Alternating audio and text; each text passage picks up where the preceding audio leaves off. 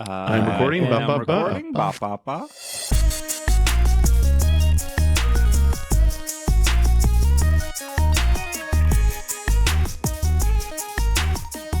What's up, everyone? Welcome to the 629th episode of the Pokemon Podcast. It's super effective. I'm your host, Steve. With me is Bobby. Hey, I just figured out that my favorite adventure effect is actually the ones that come with Duskmane and Dawnwing's Necrozma. I did not realize, I know it's been weeks, right? This is not new information, but for whatever reason, I was not thinking about the fact that it's like an incense that is every minute, even when you're stationary.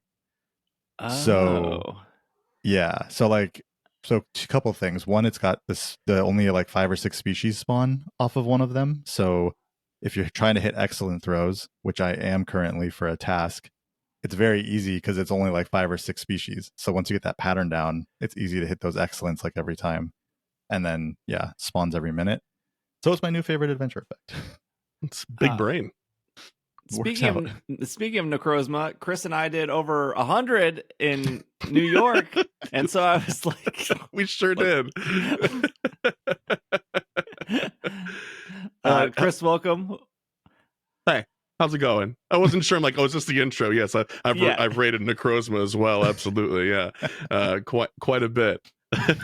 I always forget that adventure effects exist, despite storing all of my rare candy in a Palkia, thinking I'll use this later. It's just a problem for future Chris, I guess.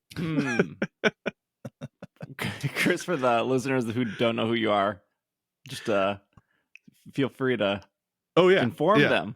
Sure. So I'm Chris, and I run a Pokemon Go specific podcast called GoCast with my co-host Kyle. We've also got a PvP show on that feed and an interview show on that feed. At Pokemon Go events, hang out with Steve and raid lots from Necrozma. I never want to do one again. No, I'm good. I'm really good now. It was just a phase, Mom. Well, we have a show for you guys. Actually, quite a bit of Pokemon news, which makes it really interesting that there's all this little news this week, which we will be covering. But we're recording this on the 4th. This will come out on the 5th. And for the last 3 years, there was a Pokemon Presents Before Worlds during August. One of them being literally 3 days before Worlds. But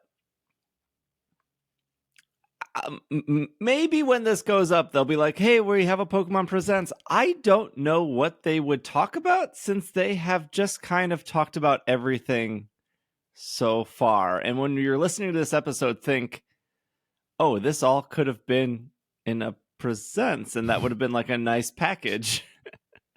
Yep. But that's not happening. So I'm unsure. Well, maybe it is happening, but we just don't know as of Sunday morning. It could happen. It could happen. Let's start off with our Pokemon Sleep news, which is we had the first big 1.1 update, which brought ribbons to the game. And there was also a nerf. So it was my birthday this last week, and I was live all week, and I can't remember what I have talked about on a podcast or on a Twitch stream at this point. So I'm not sure we talked about this. The update went live. You can go from research rank 55 to 60, Pokemon level 55 to 60. The only thing you're getting when your Pokemon hits 60 is that last ingredient unlock on a Pokemon. I did my Wigglytuff was at 55. I went to see how much it would cost to get it to 60.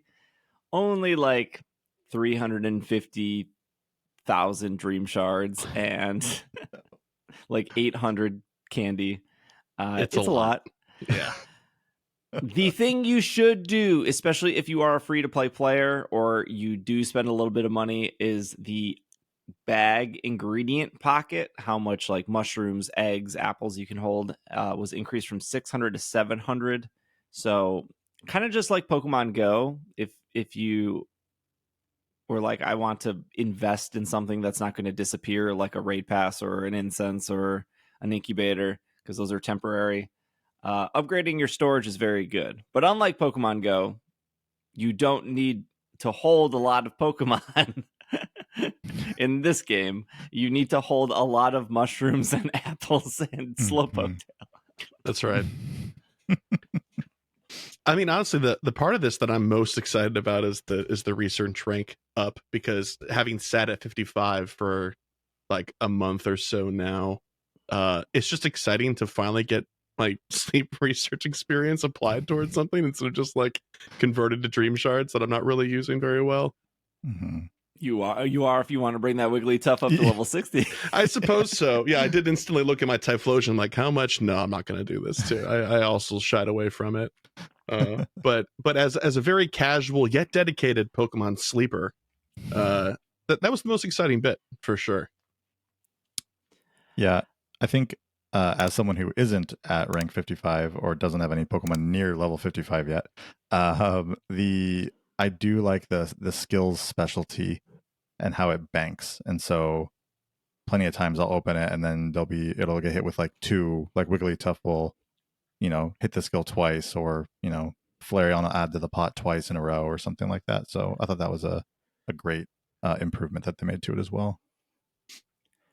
They also did not say this before the update, but the special Pikachu that you get from the plus, you could level him up even more.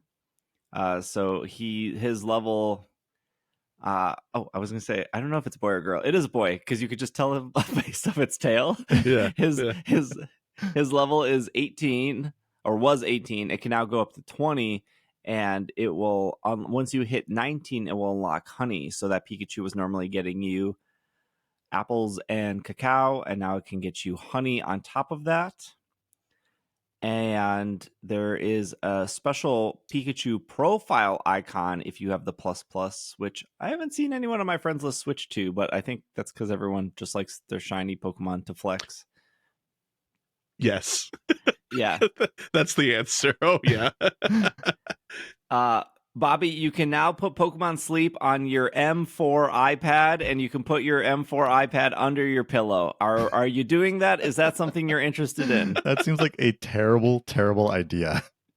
But you can Don't do it. Don't put your iPad. Do not sleep with your iPad under your pillow. Please do not do that. What we need is a special case for it that doubles as a pillow.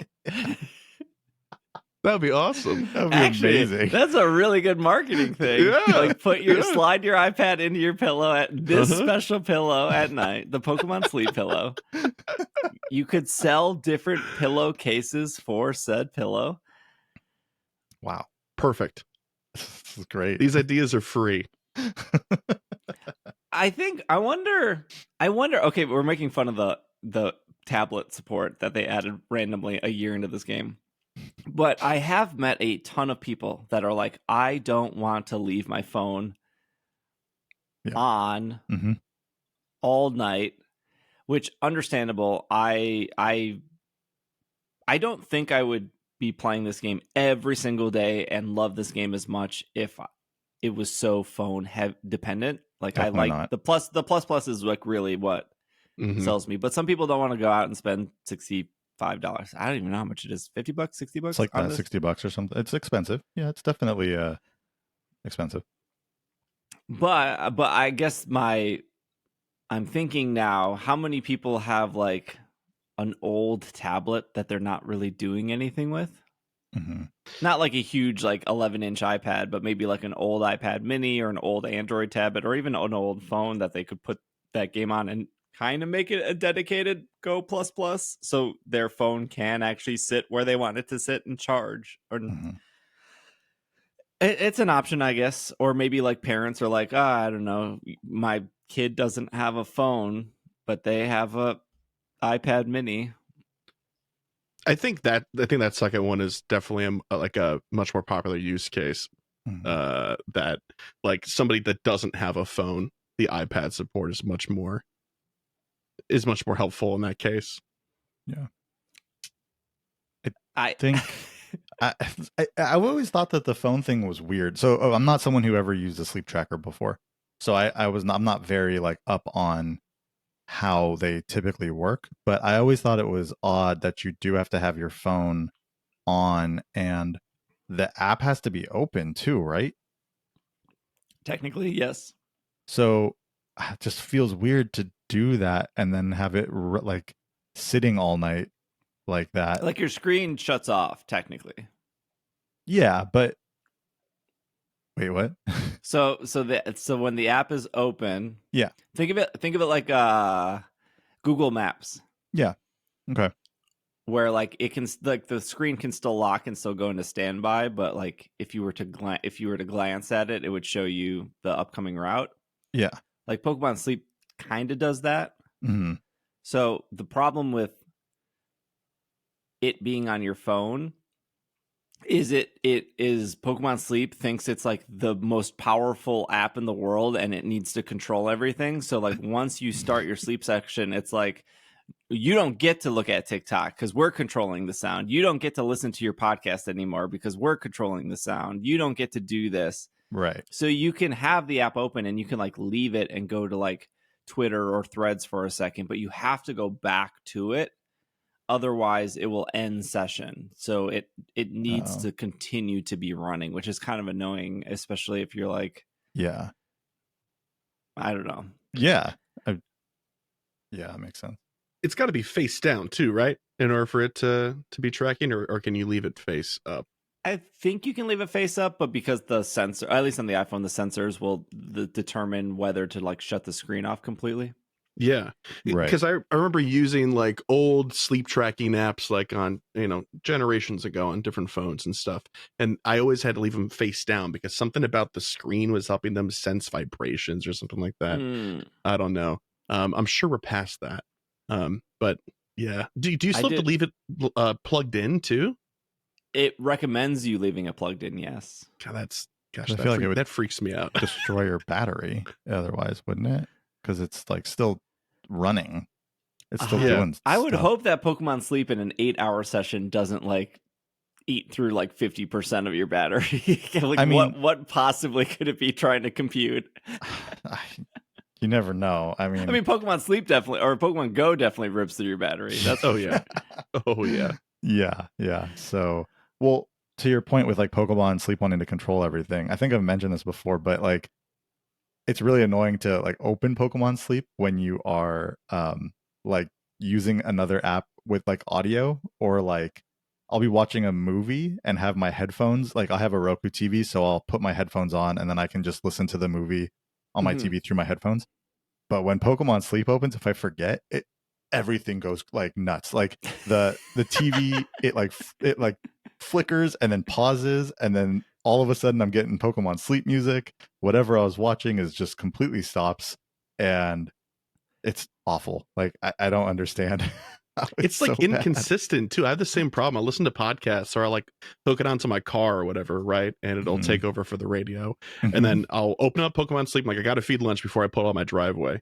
And then I go to do that. And then sometimes the podcast comes back on. Sometimes it crashes the app, my Spotify app. Like, I don't know what's going on. It's doing something. It's thinking hard. Yeah. It's thinking real hard. I have used a couple sleep trackers other than Sleep, and I think obviously Sleep is the one I've stuck with the most. It just charged me as of yesterday another $50. So I did the $50 for the 6 months, $50 for the next 6 months. That was the year, and then I just got the $50 charge yesterday. So I'm $150 in this game, just subscription wise. Yeah. So I guess I like it, and we talk about this app every single week at this point. The only other sleep app I stuck with was 14 years ago. I did a Kickstarter for for a bracelet called the Wake Mate. No one has probably ever heard of this, but it instead of being like a ring or a watch, it was almost like a scrunchie, and you would put it on your arm, like below your elbow. And I don't like sleeping with jewelry on at all. I also think you're not supposed to technically sleep with your like rings on and stuff like that, because like your body can heat them up, and I don't know. People sleep with their rings all the time. I don't like sleeping with my rings. I take them off. But that after using that for like 2 months and I guess liking it, they had to send a huge Kickstarter email being like, stop using immediately because one of them caught on fire during somebody's sleep session. Oh no. Oh gosh. So there was like a recall and they said they were going to do something about it and don't use it anymore. And that company no longer exists. Understandable. At all. It was also a Kickstarter. Under that name, at least, hey, try it again. But I know Hannah uses the Aura Ring. I think Will uses the Aura Ring. I think Apple has been rumored to come out with a ring. Samsung just came out with their ring. Mm-hmm. I like rings. I don't want to wear a ring to bed either. No. I don't know. I mean, I wear a ring to bed, my wedding ring, but that's it. Like, I don't wear like any health stuff. I do wear my watch to bed though. Do you wear your ring in the shower? Yeah, I wear my ring all the time. Okay. Yeah. There was a period of time where I didn't though. I would take it off at night, and then at some point I was just like, okay, I don't want to forget. Like, I don't want to like lose it or something. But I do wear my watch to bed because I like the alarm. I like it just being able to vibrate my wrist to wake me up rather than have like a loud beeping noise wake me up. So, obviously they wouldn't want to do this because the Go Plus Plus is their accessory that they want people to buy. But like, they could make an Apple Watch app for Pokemon Sleep. It'd be amazing because they did have a Pokemon Go app for the watch a long time ago. They sure did. R.I.P. man. The app, like it wasn't great on like the older watches because like it was slow. But the app itself was actually really nice. Like you could spin stops with it. You could see what was nearby with the app and everything. I think you could see. Didn't the watch auto spin stops, or am I misremembering? I thought it did. Did it? I remember you could definitely spin them. Like you could spin them on your watch, but I don't remember if it. I think you could do both, where you could. Yeah. Because I remember walking around a mall using it. Mm-hmm. And I feel like it was auto spin. That was also like 7 years ago. Yeah, this was pre the original Plus, right? And then so they stripped that functionality to sell the Plus, I think. Maybe the Plus was out, but you couldn't buy it. It was like sold out. Yeah. Right. Yeah. And I feel like once it was very easy to buy the Plus, it was also around the time where they're like, well, we're discontinuing this. Yeah. Yeah, probably. I mean, because they had that partnership with Apple, because that app never came to Android, like to any Android stuff. The watch part of it. The watch part. It was only an Apple or an iOS thing. So, or a watch OS thing, I guess. So, anyways, Sleep. You should make an app for the watch. That would be. I think even if they didn't do a watch app, I feel like people just wanted to work with like Health Kit on Apple or Google. Mm-hmm. Is it Google Fit on Android? Google Health or something. Google Health, yeah. Samsung Health. I don't know. Whatever's proprietary to whatever. Android BlackBerry phones are a Health. whole different. Yeah, something. Okay, here's the nerf. Let me see if I can find it. They don't even call it a nerf. Here it is. It says adjustment to the game function when you edit your team. After this adjustment, whenever you change which Pokemon are on your team, even if you only change one, any banked main skills that are ready to use for any of the Pokemon on your team will be canceled. We are making this adjustment to prepare for a wide variety of main skills we plan to implement in the future. So, cool thing, we know they're going to come up with more new main skills. This is a bad thing. This is maybe the first biggest nerf they have done to this game. Now you're probably like, Steve, I don't even know what that means. I'm still on green grass and all I have is a Metapod. Let me explain what this means. It really only applies to a couple Pokemon, but some hardcore players, not all hardcore players, everyone plays slightly differently, but it's at least for the hardcore players, a little bit common to switch your teams out frequently, because you also just have a lot of Pokemon and they need to do other stuff. So you might see people switch out their teams to, like, I need corn, so I'm going to switch in my Beware that only gets corn. I'm going to run my Beware for maybe 5 or 6 hours. I'm completely stocked up on corn for the next couple days, so now I'm going to switch back to like a Dragonite for something else. There is we talked about the sleep meta last time. There is a meta right now. The meta currently is getting a Pokemon that has all 3 of the same ingredients, so you can do what I just said you can do. Like, I need sausage. If I bring in my Typhlosion, that's nothing but sausage. I'm guaranteed to get sausage. It gets a lot of sausage. We now have sausage. Like, it's here. But now I don't need any more sausage, so I can switch out to something else, right? Mm-hmm. And what I would do, or what other people would do, is they would also switch their entire team to like berry finders at night before they go to bed, because you can get the berries overnight. You can get the sneaky snacking. You're not going to spend any ingredients overnight. And you might be capped at max ingredients. So there's no point in getting more ingredients when you're already capped. So you switch to a bunch of berry people. You have those run overnight in the morning. Then you switch back to ingredients throughout the day. There's like a lot of things you can do to do that. But when you're switching, you might like activate Meganium's charge power. Okay, it's activated. Okay, power is used. I can switch them out to like an Altaria or a Typhlosion or something else. But now when you switch, everyone's ability goes away, which is bad. But in the morning when I would switch, what I would do is I would switch the berry person. I would switch whatever to get my ingredients back. Then I would feed Snorlax. And then I would proc Wigglytuff's ability, because Wigglytuff would then give bonus charge strength to those Pokemon. So Snorlax can only get you up to like 100. Oh. So if you're at 100 and you feed lunch, you're still going to be at 100. But if you're at 100 and you proc Wiggly, now all of a sudden you're at like 112 for everyone. So you don't want to proc Wiggly before you switch something, because that Pokemon's going in the box and they're not going to take advantage of that boost. But now you can no longer do what I just said. I can't in the morning switch out my Meganium for a Blastoise and then proc Wiggly so that Blastoise has like 115, 116 HP. Because as soon as I switch, the main skills are gone for everyone, which is a nerf. But also like 3% of people listening to this podcast was like, I used to do that. And everyone else is like, oh, that's really complicated. Yes. I don't do that. I'm in that camp. That is why I never did this, because I knew something like this would happen. And yeah. So great.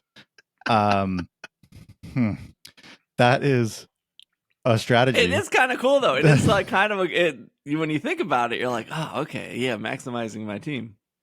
Yeah, I guess it still kind of works in a proactive way, because you could trigger the skill. Now you kind of have to, right, before you switch, because you're just wasting it if you don't. So at least those Pokemon will have a ton of energy when they come back in. That's true. Yes, I guess so. If you have like a Blastoise with like 118% energy, and you put him back in, you put him in your storage, he holds on to that. Right. So it's not like the worst. There's been worse nerfs in video games history, but like this is not the worst one. Yeah, but I mean, it does take away a strategy that sounds like it is quite useful if you are playing the game that way. So yeah, that is unfortunate. I don't think it completely destroys the one ingredient meta, but and while I understand that's like the meta right now is like, get a Dragonite with all fiery, or get a Beware with all corn, get a Meowscarada with all potato. I don't want to say I encourage you not to stick very closely to that meta. But even in my video that I made, my like 20-minute intro to sleep video, is like things change. Like an update like this does change that entire Wigglytuff strategy that I just did. A simple one sentence changes that.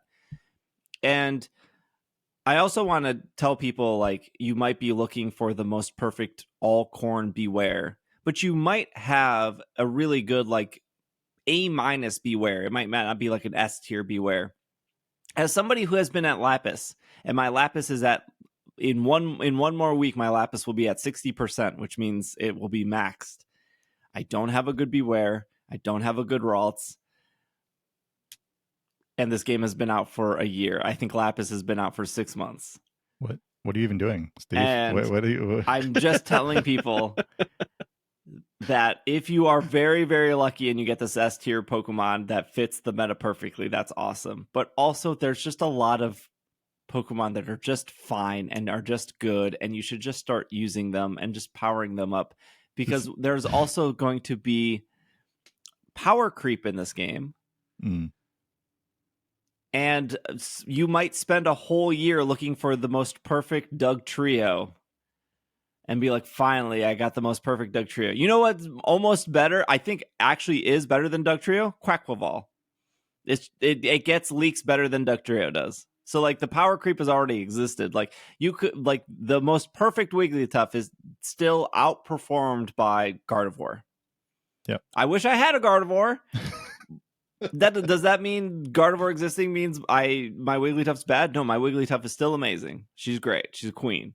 But like, I just want to encourage people, like, you don't need every Pokemon you get doesn't need to be an S tier Pokemon. We see this in Pokemon Go too, where people don't want to power up anything unless it's like 100%. When actually, if you run the numbers, like there's no difference between a 98 and 100%. They function 100% exactly the same, except for like the maybe like one situation in Master League. But for raids, there's like no difference. But people won't power up things because it's like, I need to wait until my Rayquaza is shiny and it's extra large and it's 100%, and it's like, brother, this game has been out for 8 years. I don't know if that's happening for you. Just pick another Rayquaza. Come on, like, yeah. I don't know. It's the way to gate yourself from not spending all of your resources, right? Like I keep getting 98% of this one. I'm waiting for the hundo so I can finally spend Stardust. And then you're like, I'm sitting on 23 million Stardust. What am I doing? You know? So I mean, I guess you have a point. I do want to say one thing though, as somebody who's just incredibly casual with my Pokemon Sleep play, changes like this kind of give me a little bit of relief for when I inevitably do try to dig in deeper into this game. If this simplifies this nuance, right, I don't have to hot swap my Wigglytuff in and out. This is good news for me on that learning curve. Let me just say, I'm sorry for your loss, Steve, but this is encouraging for me as somebody who just auto cooks, and I'm like, berry finders, ingredient finders on the weekend, great. Like I'm good, you know. I think the switching is also maybe slightly more discouraged too because of the ribbon stuff. Oh, sure. Right, because if I'm only switching berry people in at night and I'm not having my ingredient people sleep, then those are not getting the ribbon. And the ribbon is a cool addition. But also don't know what the long-term effects of said ribbon is on certain Pokemon. Because I'm sure there are some hardcore people out there that are like, I don't want my Pokemon to have more of a carry limit because that might affect sneaky snacking or whatever. But I don't know, just there's also a point where it's like maybe you're being a little too serious with this game. That wasn't before when you were talking about all the switching in and out. Like, I mean, I get switching in and out for things, especially when you are maxing out on ingredients, and it's like, okay, well now this is pointless because I'm just going into throwaway ingredients to get more ingredient. Like, so I get it. I do get switching out when you've gotten to that point, and then you get your berry finders and things like that. However, when I came into this game, I understood it as push this button and then wake up in the morning and then, yay, you get a Pokemon and it might be shiny and that's cool. There's so much more to this game. It like continues to just show how many layers there are, which I think is a really good thing because there's so many different ways to play the game. Mm-hmm. And there's so many ways to play the game, and everybody can play exactly how they want to play because there's actually no competition between each other, right? Like within the game, obviously people make competition out of everything, but you're not competing with others, so you can play the game exactly how you want to and not feel like, oh, I'm not as good as this person because whatever. Well, you come back to me when they announce competitive Pokemon Sleep, because I will give you all the switching strategies. I will give you the beware meta right now. I'm on top of things. Didn't they have that like esports trailer advertisement for the game? Like they had people doing That was like their April Fool's thing that they did. Yeah. That should just be reality. That would be. I'd watch that. It'd be Pokemon awesome. Go was an April Fool's Day thing before it came out, so yeah, it's possible. That's true. They'll need more content for Worlds. Speaking of Worlds, we have some Worlds updates and some other updates, but we need to take a break. So when we come back, we will talk about all of that. Once again, spending another 30 minutes talking about Pokemon Sleep. We will be right back. And we are back from our break. Let's talk about this first, because I don't know how long this conversation is going to be. This is off Variety.com. Pokemon Series Trainer Tour sets release date on Prime Video and Roku. This was an exclusive on Variety.com for whatever that means. This came out of nowhere. This is the segment where we're like, this should be in a Pokemon Presents. And if there is a Pokemon Presents coming in the next 10 to 12 days, I'm sure that this will be in it, because I feel like they've done a very bad job at advertising this. And if this is the first time you're hearing about this, it's because they've done a bad job advertising this. So I'm going to explain what this is, and then I'm going to explain why maybe there won't be a Pokemon Direct. I don't know. Pokemon Presents. This is off Variety. It says Pokemon is hitting the road in a yellow Pikachu bus with Trainer Tour, a new series that interviews and showcases mega fans across the country. The series is available to stream worldwide on Prime Video on July 31st and the Roku channel, which I don't know the difference of that. The first episode is officially on the Pokemon YouTube channel. It's 8 episodes. All 8 episodes are on Prime Video as of this recording. Pokemon content creators Megan I can never say her last name. I feel bad. Caminera, which is she also goes by Strawberry17, and Andrew Mahoney, which also goes by Tricky Jim, are the hosts to the show. And it says, quote, meet and mentor aspiring trainers looking to foster a connection with family and friends through their love of the Pokemon trading card game. And it is the first of its kind entertainment series for the Pokemon Company International, spotlighting individuals from Pokemon's incredibly diverse fan base while trainers recount their own unique life experiences in each episode. We hope this passion extends to our viewers, providing them a glimpse of what it means to be part of the Pokemon community, said Andy Goze, Senior Director of Media Production at the Pokemon Company International. He also goes on and says, this series offers fans an inside look into some varied experiences and heartfelt stories of some trainers who make up the diverse array of Pokemon fans. And it's TCG based. So there's a trailer on YouTube. There's the first episode on YouTube.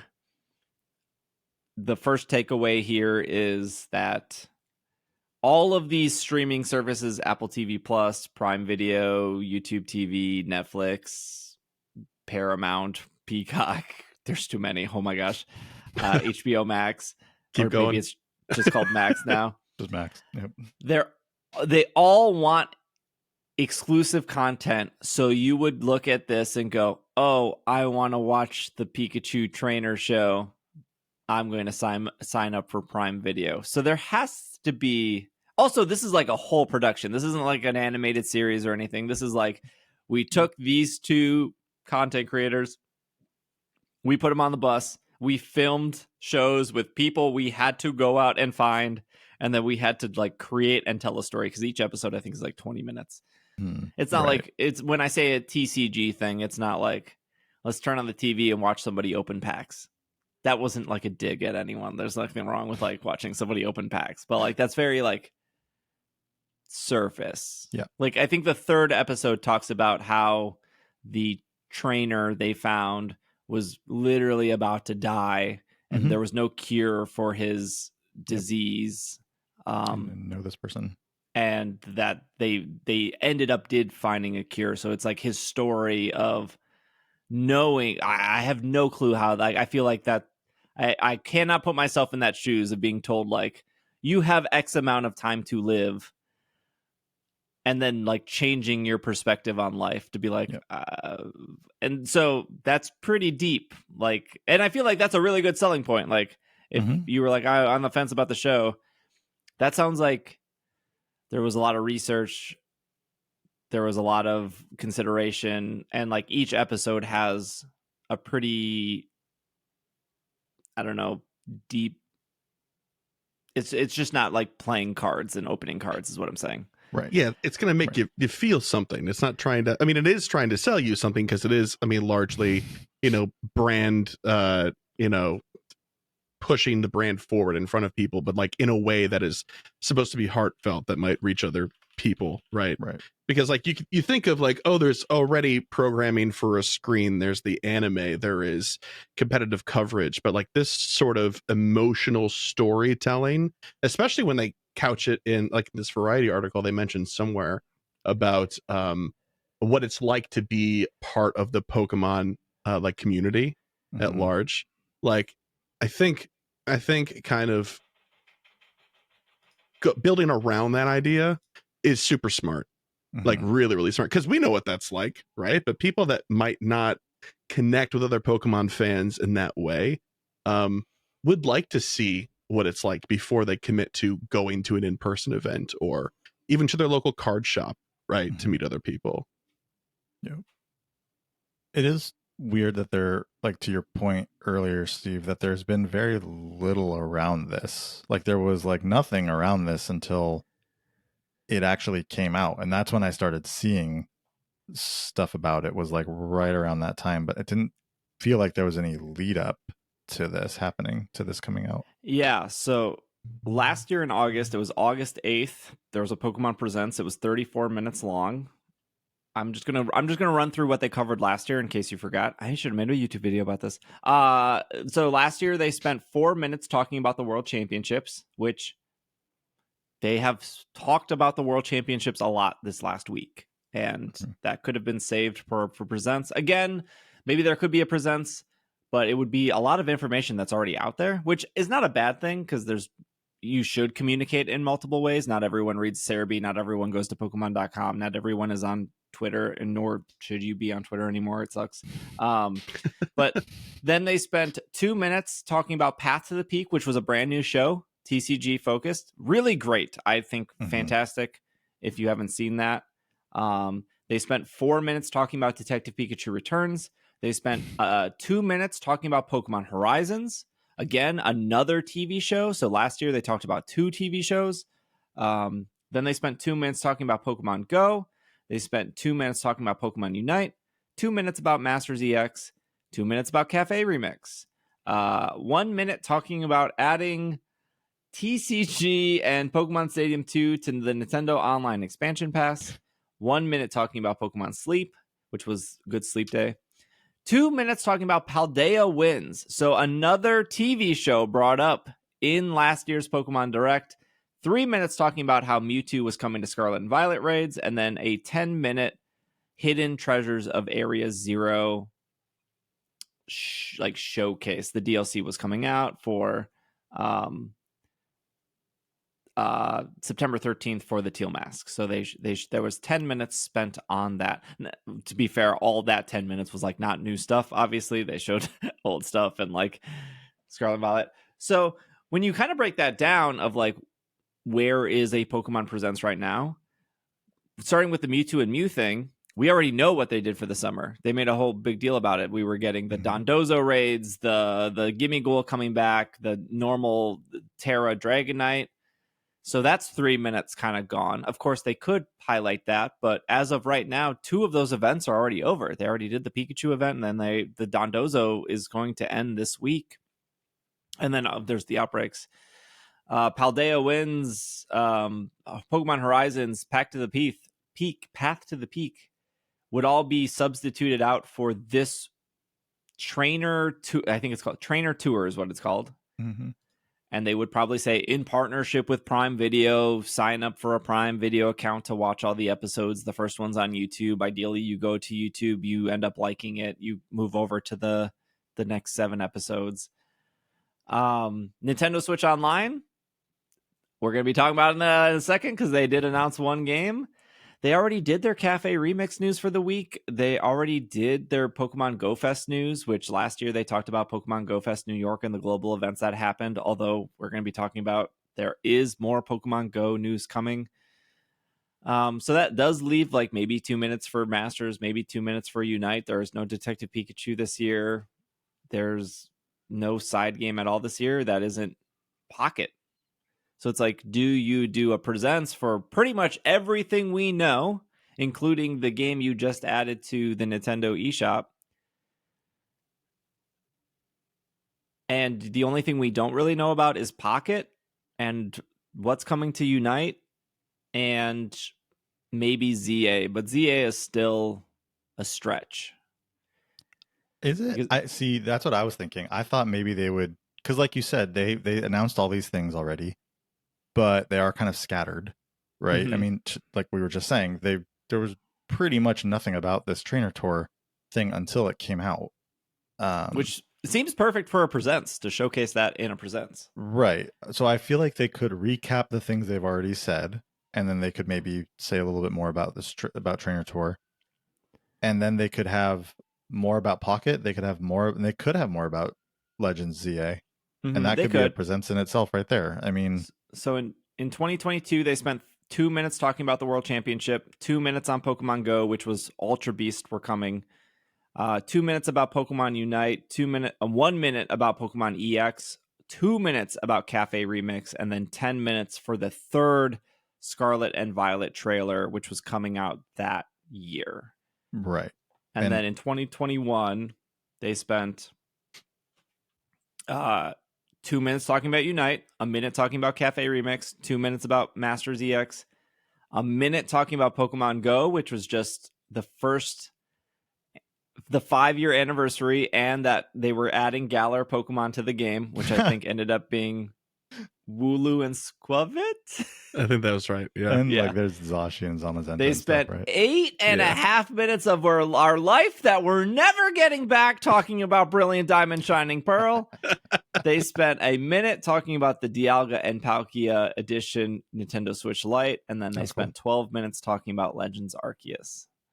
And that would have been probably the second time talking about Legends Arceus, because the first was on Pokemon Day. Yes. So I could very much see them talking about Legends ZA in the same way that they talked about Legends Arceus in 2021, talking about Legends ZA.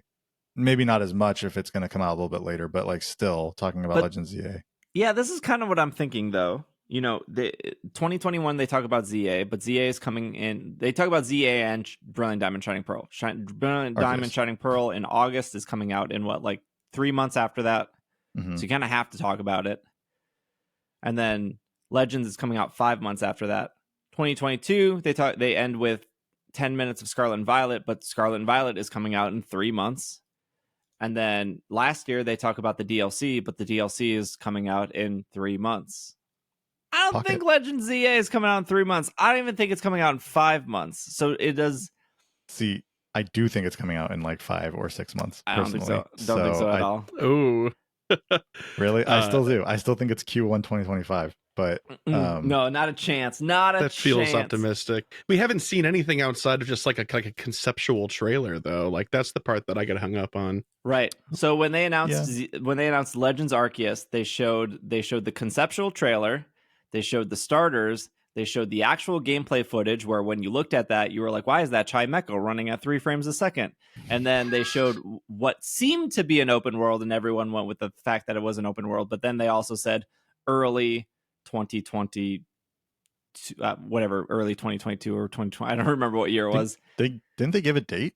They just said early 2022. Okay. Yes. So they gave us starters, they gave us actual gameplay, they gave us a date. When they showed ZA, they gave us a conceptual trailer, no gameplay, no date, no other information. They just said 2025, right? Yeah, yeah, that's just 2025. Where they said early 2022 or whatever it was. So they're playing it closer to the chest. I don't know. I still think that there's a chance that we get it. I think in a perfect world where Scarlet and Violet wasn't ridiculed, I think maybe they would have been more. Here's some gameplay. Here's a harder date, but they were confident on that Pokemon Day that Legends Arceus was early 2024, and even on this podcast, we were like, "What does that mean? Like, why does it need to be early 2024? Why can't it be like mid 20? Like, take your time. Like, the game kind of looks rough, but it came out in January, which is as early as it can be in 2021. Like, it wasn't like even if it came out in March, people would be like, "Oh, that's still early. That's still early in the year." But it came out in January. This is what I think. I think that just because we've always gotten Pokemon games in November, fans think that we need to get it in November, but that's not true. Like we got Black and White in April in the United States. Yeah, most games before X and Y were not in November. Yeah, and just because we got one Pokemon main series game in January, which is not November, doesn't mean we're getting the next one in January. No, I think it doesn't. I think that they're going to focus on Pocket this year. And maybe we get like a lighter trailer or whatnot. But I still don't think we get a date for this game until the next Pokemon Day. I think they show up on next Pokemon Day. No. They show us... Because what else is that Pokemon Day going to have?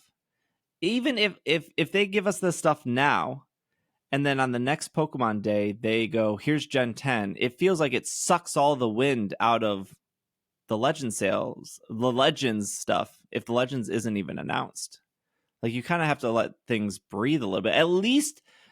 Now you're going to say, well, they did Diamond and Pearl and Legends Arceus at the same time. They at least were Sinnoh. They were both Sinnoh. They kind of piggybacked off each other. Gen 10 is going to be very different than what Kalos, going back to Kalos, is going to be. Well, hold on. What did Pokemon Day 2022 bring us? It brought us the trailer. It brought us the initial Gen 9 stuff. You were asking me to and bring that up, happened 1 month after Arceus came out. Yeah, I thought that was pretty quick, but Arceus was already out at that point. And I am saying it's going to be out at this point. There's no way. Why wouldn't they say early then? If they were confident enough to say early when they announced Legends Arceus, why would they not say early when they announced Legends EA? Why do they have to say early? It doesn't have to be a pattern. They don't want to. Because if it was early, they would have said it was early. No, I still think it's gonna be. I don't know. They just showed us so little, and I don't know. To me, doesn't mean they didn't show us anything. To be clear, they didn't show us anything. They showed us a black and white blueprint of Pikachu running through. Like, that's not gameplay. That's just a trailer. Doesn't mean that they don't have more of it. They don't have to show us everything they have because they have it. I guess yes, 100%. I guess that's true. Yeah, but I feel like at this time where they're taking a year off from putting out a bigger game, like, wouldn't you want to show that to like satisfy your audience in the meantime, even if it's just a teensy bit, right? I think that the teaser that they did is almost going to do more than like showing a whole bunch of the game. Like, I think that they could show more of the game in August. I think they could very much do that in August, like if they wanted to do it as like a presenter or a director or whatever. But like, I don't know. I think the teaser, because they can plan it exactly how they want. They don't have to have people like criticizing how the game looks, criticizing any of that when that's already really hot on the internet because of Scarlet Violet. It makes a lot of sense to just show a teaser that's completely under their control and not going to have people being like, well, this game looks bad or this game looks whatever. It's just excitement because there was so much excitement around the original Legends game that it brings that back up to the top and it gets people really talking about it. That's not to say that it couldn't come out later in 2025. I just have a feeling that it's going to be earlier than, maybe it won't be January, but I still think it's going to be in early 2025. Yeah, as long as they avoid showing a tree, I suppose they can probably circum. No tree, no water. Yeah, yeah, exactly. When we had Mr. Joe Sarabia on, he believed it was also going to be early, and then he believed we were going to get Gen 10 at the end of next year, 2024. And I said, well, what are they going to do for the 30th? And he said, well, they would spend all 30th promoting and celebrating Gen 10. Mm-hmm. And I think, again, that falls into there must be patterns and they must follow them, where I will go back and I will say, where was Pokemon Gray? Where was Pokemon Z? Where was the new forms of EVs in Generation 8? Because apparently, according to the patterns, we got new EVs in Gen 2 and Gen 4 and Gen 6. Where were they in Gen 8, right? Like, the only thing this company has been consistent on is consistently breaking Pokemon's fans' minds by not following a pattern. So, like, in my head, if I was a marketer, I go... But and I will say, like, there could still be a Legends thing if they do a Pokemon Presents. I think August is the best time, and if in that Pokemon Presents there's a trailer, sure. But I think that Legends ZA is more of a summer or fall game, and then at Pokemon Day next year, it's here's ZA, here's it coming out. Here's a little teaser that Generation 10 is coming soon, which they did with, what was that? It was like Sword and Shield and stuff. Like, hey, Let's Go is coming, but we're working on the next generation. They'll acknowledge next year that they're working on the next generation. And then next year, we still get Scarlet and Violet as our next game through Worlds, because this year's 1 restricted legend. Next year will be 2 restricted legends, which will then close out the cycle of Scarlet and Violet. And you're like, okay, well, where's Gen 10? Gen 10's not in the fall, but then Gen 10 is in the spring, around the time where Black and White came out. And now we have a new format going into that Worlds with the start of Gen 10. Like, these games don't have to come out in the fall. They proved that with Black and White. They proved that with Legends Arceus. They proved that with older Pokemon games that I can't think of because I don't have every date memorized. I do think, okay, you're right. Sure. They don't have to follow like their own patterns. That's totally fine.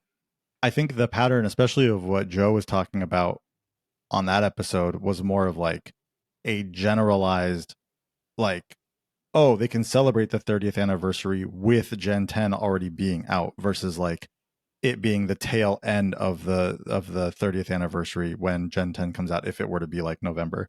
Yeah. I also think releasing a game in the fall, although it's like a Pokemon pattern as of lately with the main with like the main generations, is more of like a business decision because of holiday. Yeah. So I think that it is the smartest decision business wise to be releasing a new generation toward the end of the year because of the holiday and what that's going to do with the sales versus earlier in the year. I would agree to that until the DLC got introduced, because they did what I said they were going to do last year, which was, it doesn't matter if the second half of the DLC is coming out or not. They're still going to put a double pack out before Christmas. And they did that. And it didn't even include the second half. So let's just say Gen 10 comes out in April of their 30th anniversary. So not next year, the year after. The first DLC comes out around September, October, November. There's your double pack. And so now you get your initial sales that you will, and then you get to double dip on Christmas with, here's the ultimate edition of Gen 10 double pack on the shelf at Target, so grandma can walk in and she can buy that, and then she can buy a $20 gift card to Fortnite, and now Christmas is saved. Yeah, and then I'm thinking out past that year. Like, I can't see them putting a DLC out in the same year that they put the like Gen 10 out, because I think they want to like keep Gen 10 just the original how they put it out for a longer period of time than 6 months before they're introducing and having to start marketing DLC stuff for Gen 10. Like, I think they're going to want to give that 9 months before they're now marketing the DLC of Gen 10 to make sure people are completing or getting through Gen 10 who have started the game when they did. Like, I don't think they want to start marketing DLC for a game that comes out in April. They don't want to start marketing that DLC 3 months later for a fall to winter release for that DLC. Yeah, but aren't we like kind of like reverse engineering here? Like, we're talking about a Legends game instead of Generation 10. We're talking about the ZA in like respect of the release window of 10, though, right? Sorry, because I'm saying Legends in early 2025 to give us Gen 10 in the end of 2025. Right. Here's another thing that I feel like people are not talking about. And let's say Legends does come out early. My early is like April or May. I think Bobby's early is January, maybe or February or March. Q1. Sure. I said Q1 of 2025. Everyone talked about how Legends Arceus was going to get DLC. And it didn't help that there were people being like, we found a hidden room in the code and maybe we're going to travel back to our house and whatever, right? Everyone thought there would be DLC. Now there's going to be like 4 people on YouTube being like, I did get DLC. We got the Daybreak update. You had to update the game. It wasn't like go to the eShop, spend $10, get a hold. It wasn't like they added chart. They didn't add any new Pokemon. They didn't add any new areas. They just updated how the outbreaks worked, right? And that was cool. And there was like a small little storyline with like Munchlax and Zoroark. It was like cool. It didn't like fundamentally change the game. That was like free for everyone. But who's to say that ZA doesn't actually have DLC, right? So if you're like, well, Gen 10 has to come out at the end of next year because what are we going to do for the competitive format? Why did we assume that Legends Arceus was supposed to get DLC, which it didn't? And we're not having the conversation about what if ZA has actual DLC, and that's going to hold us over until Gen 10. All I'm saying is like, I just don't think like, I feel like people are saying, well, it has to come out early because Gen 10 has to come out after that, which yes, it does. But like Gen 10 doesn't have to come out next year. And also Gen 10 or any game doesn't have to come out in November. Like Legends Arceus didn't have to come out in January. That game could have came out in March and it would have been fine. Yeah, it's almost kind of weird that it was January, right? Like that doesn't make sense from at least from like our armchair business perspective, right? It only makes sense when you think about Legends was supposed to come out in November for the Christmas game and BDSP was supposed to come out in September on their 15th anniversary, and both of those games got pushed 2 months. Yeah. Well, I think they didn't want to your point, they didn't want to start getting Gen 9 super hyped up on Pokemon Day to then just release Legends right after they just hyped up Gen 9. So release Legends first, Pokemon Day comes up, they're hyping Gen 9, but Legends is already in people's living rooms, right? So yeah, but I guess the question is, how much breathing room does it actually need? I don't think Legends ZA needs breathing room. I think Gen 10 needs breathing room. I think anyone who has sat here and first off listened to an hour into this podcast probably would agree that Gen 9 needed more time. And if you believe that, okay, Legends needs to come out as soon as possible because Gen 10 needs to follow, I think they can go all of next year with no Gen 10. And I think they can make it to the 30th, which makes sense. 30th anniversary, Generation 10. They took a lot longer this time. And I think if there's a generation you probably shouldn't mess up, it probably is your 10th generation, right? Like 10 is like every tech company in the world makes a big deal about like the 10th version of their product. Like we're about to celebrate the 10th version of the Apple Watch. The iPhone 10 was hugely celebrated. Google made a big deal. Well, not Google, but whatever the Galaxy, whatever Galaxy it was, they made a big deal about it, right? Microsoft made a big deal about Windows 10. Don't know if that was, that one maybe Windows 10. But the fact of the matter remains, they made a big deal about it. The branding was strong. I just think like they can definitely use this year to breathe. And I think Pocket is more than enough to carry them throughout this year.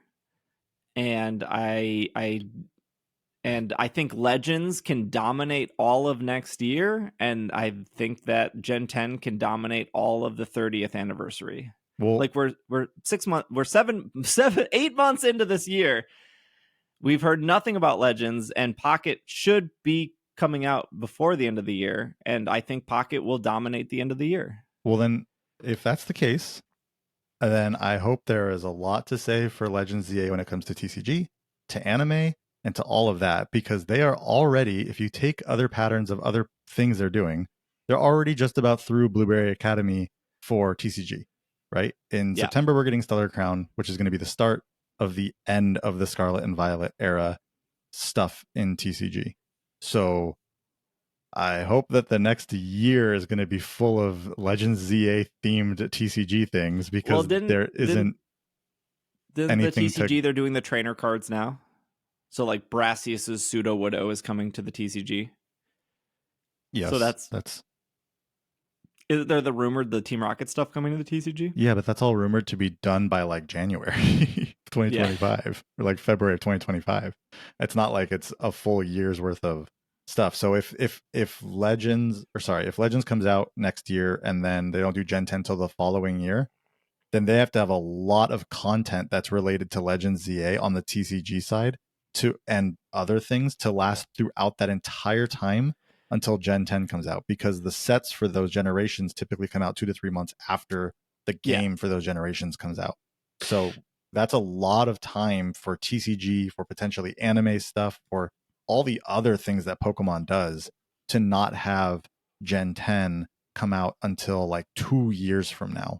Yeah, that would be. There's a lot there. You make a really good argument with the TCG stuff, because you're right. We're getting Terrapagos very soon in the TCG. Next month. In the anime, we're not even to Quackwaval or Skeledirge or Meowscarada, right? Like, true. It took them a long time to get to the middle, Florigato. So, like, yeah, TCG seems a little ahead of schedule. Anime seems fine, and like, even if the anime goes till, gosh, a whole nother year, even if it goes till August, I think you have some ZA anime or some spinoff, or Liko and Roy go to Kalos for whatever, even though I don't know how that makes sense, because like it kind of depends on how they explore this mega evolution aspect of ZA though too, right? Because then you can kind of go like on a backwards like nostalgia tour of previous mega evolutions and then celebrating new ones, and even those new ones could be plugged into storylines that we're like currently in, depending, right? Yeah. Maybe there's part of me that's like, I don't want to see Gen 10 in November of next year, because it feels rushed. It feels rushed, and it feels like I had an epiphany this last week. Is that the right word? Where when people would ask me what my favorite Pokemon game was, I would say Sword and Shield. And it's Sword and Shield for a lot of reasons. It's like, it was the first game I got really, really into competitive, and I qualified for Players Cup, and like, I really liked raids and doing that group content. And I thought Dynamax Adventure was great, and it was the first Pokemon game with like DLC, and I thought they really handled DLC pretty well. And it's funny because I'm playing Scarlet and Violet, and I'm like in the savannah area, and I'm like running at literally, like, not exaggerating, literally like 3 frames a second. Like, people were like, "Oh, I thought your stream froze," and I was like, "No, the game is just, we got to get past this part." And like, so there's some points in the game where it runs fine. And I genuinely think if Scarlet and Violet did not have performance issues, and Scarlet and Violet ran at a solid 30 frames a second, and you didn't fall through the floor every now and then, and raids weren't super well, raids being leggy also is related to the fact that the game just runs poorly, I really do think it would be a top 3 Pokemon game for almost everyone who played it. Like, and I went back to every Pokemon game this past week, because I was trying to complete I was filling in the holes of my living decks, because my living decks was done, but it was filled half with shinies and half not with shinies. And I was like, well, I want a shiny living deck, so I need to move these out. And all of a sudden, I I need a regular Togedemaru. I need a regular Tarantula. I need a regular the Lechonk. So I gotta go catch regular Pokemon because I don't have them. So I'm going back through old Pokemon games, and BDSP is exactly how you remember it. It's there. But I went back to Sword and Shield, and I've been telling people for ever since it came out, like, I like Sword and Shield better than Scarlet and Violet. And this week I don't. Like, I genuinely think Scarlet and Violet is the best Pokemon game. Like, when you're in the Crown Tundra, I'm like, oh, I'll just go down to the village, and I was like, oh, I can't jump off the edge. Right. I can't like zoom out. I like the camera pans in a different way.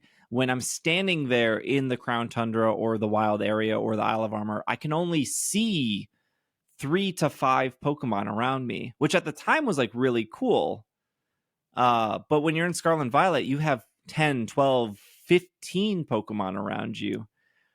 Like, Scarlet and Violet has so much ambition and it does a lot of things, and I think that's what also hurts it.